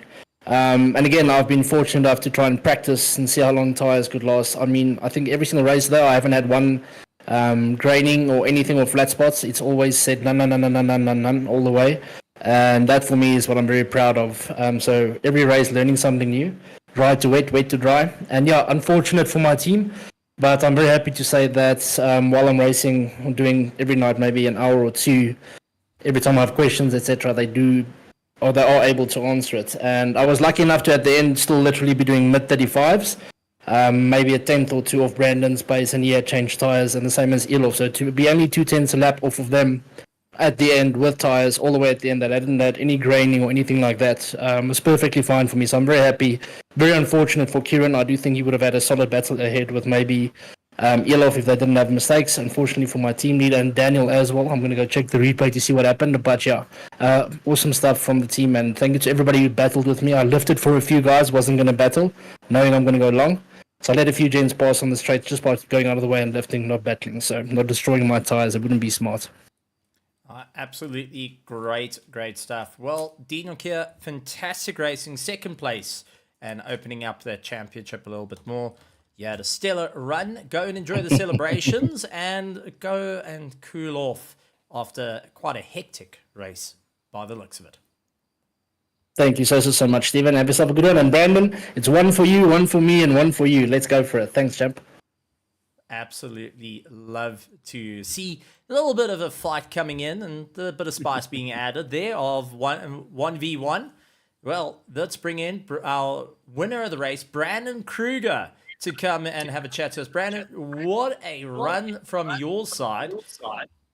Take us through. I mean, this was a big run for you in terms of scoring some points for the championship. 95 points, 2 points ahead of Dean coming into the race, undercutting and eventually just charging your way through. How are you feeling after that? Sure, Stephen. Fully surprised. I am shocked that I even managed to win. I was settling for a podium position for sure. No, it was great. Like the first few minutes, we saw the rain was coming. I had fueled for 90. I was going deep. I was thinking, oh, it's just a light rain. And then what happened was just before the pit lane, the option to come onto wets popped up. So it said wets optimum. And then I just immediately dived into the pits, filled up the car, and I just made my bets on that. I didn't see what the weather was going to be like. I didn't know what the others were going to do. I was just like, I'm going to take this opportunity and see where it goes. And yeah, the wets, they paid off. The slick runners that stayed out, they destroyed the tires a little bit. And then immediately when it switched over to slicks optimum, I pitted immediately. There was literally a window on both pit stops where I just switched over to the tires. So I was very lucky, very fortunate in that regard. I had a nice battle with Karen as well. It's a shame you got a drive-through, or I think a stop-go as well. Tough luck, because I really enjoyed our battle. I was hoping to catch him again on the dries, but fortunately for me, that paid off. And Tian, you got a drive-through as well, so that was unfortunate, but good in my favor. And then Dean was a complete mystery. It was a non-factor. I have no idea what was going to happen there. And then my teammates was like, oh no, he's very slow in the wet with the slick tires. I was like, okay, it's convinced. And then when I got on the slicks, I was like, okay, fresh slicks versus destroyed slicks, how's it going to go? And it went really well. Dunked like a second lap on him in the end. So yeah, overall, very fortunate race. I must say I was very lucky most of the time. But yeah, I enjoyed it. Well, taking a look at the race, everyone always talks about the uncertainty and wanting to have those mixed sort of races. How are you feeling after driving through, well, dry to wet to dry? Something that everyone asks for, but when you do get it, there's always mixed feelings. Do you feel that was the right thing to have? Do you wish it was? Oh no, I wanted a wet quali. I wanted to qualify full wet. I wanted to race full wet. Because it's nice, it's predictable, you know. You hate what you can't predict, the uncertainty like eats you up, you know. So I would have loved a fully wet race. But the dry to wet to dry, that it can be infuriating. It is complete like, oh, what am I going to do with my tires? Oh, what am I going to do with my fuel? So yeah, it worked out quite well in the end. But yeah, I would rather just have a full dry or a full wet race. It's nice and predictable and nice, and then you're prepared for it, you know. Fair enough. Well, Cameron, anything you want to say to Brandon Kruger after his race? Phenomenally well done during the course of it. Well, I pretty much covered everything in the commentating, leading those final laps on the final stop there. Brandon, you played it perfectly tonight, from slicks to wets and then back to slicks. You showed phenomenal pace. You tuned that Mustang and tamed that pony for all of its worth. I mean, you clocked a phenomenal 255 kilometers an hour on the back straight. You were absolutely flying, and you had quite a leg up over your close competitors. Brilliant racing, great pace, and you showed your skill again tonight. Well done, and I'm looking forward to the next race. Thank you, Cameron. Well, with that being said, anything you would like to say to our amazing partners here at RaceFace.Pro, of Rhino Utility, Scallywags Drift Academy, and Red Star Raceway, to all the admins, your competitors out there, the teams out there, and most importantly, the amazing petrol heads coming in week out and week in, flying to the different circuits with us and just viewing the amazing racing out on the track. Yeah, I'm very grateful for RaceFace sponsors. Their acknowledgement alone is wonderful. Shows us how our community has been growing. Also want to thank my sponsors. Recently got myself a ton of Switch. So I'm very happy with the Switch and In and April and AOC. They're wonderful sponsors for OG. Grateful for my team. It's always nice having the support. Always nice practicing together, pushing each other to be better. It's like, oh, I got this amazing time. Nah, you can always do better. So we always motivate each other, which is nice. And yeah, no, it's thank you for everyone in the grandstands, everyone on the stream, watching, supporting, commenting, liking. Don't forget to like. And it's always nice having you guys here, making everything lively. But yeah, thanks and good night, everyone. Absolutely great stuff. Brandon Kruger from Omnius Gaming, KSR, taking the win here tonight and stretching his lead in the championship. But Cameron, that is it, unfortunately, for tonight. We have to say goodbye to Messina after providing so many great racing, some highs, some lows, some nail-biting moments, and some interesting strategies clawing in. But we are going to be hopping on the plane and flying out to the beautiful circuit of Zolder next week for round 4 of the RaceFace.Pro GT3 Championship and Sprint Series. Gotta say, really looking forward to seeing how that's going to go. Zolder, very tight and competitive circuit that you can either win or lose or get a lot of drive-throughs. Also, that pit lane is, I could say, the nemesis of many. Yes, it's a long, windy pit entrance and then also a long, windy pit exit. Well, not very windy, just very slow.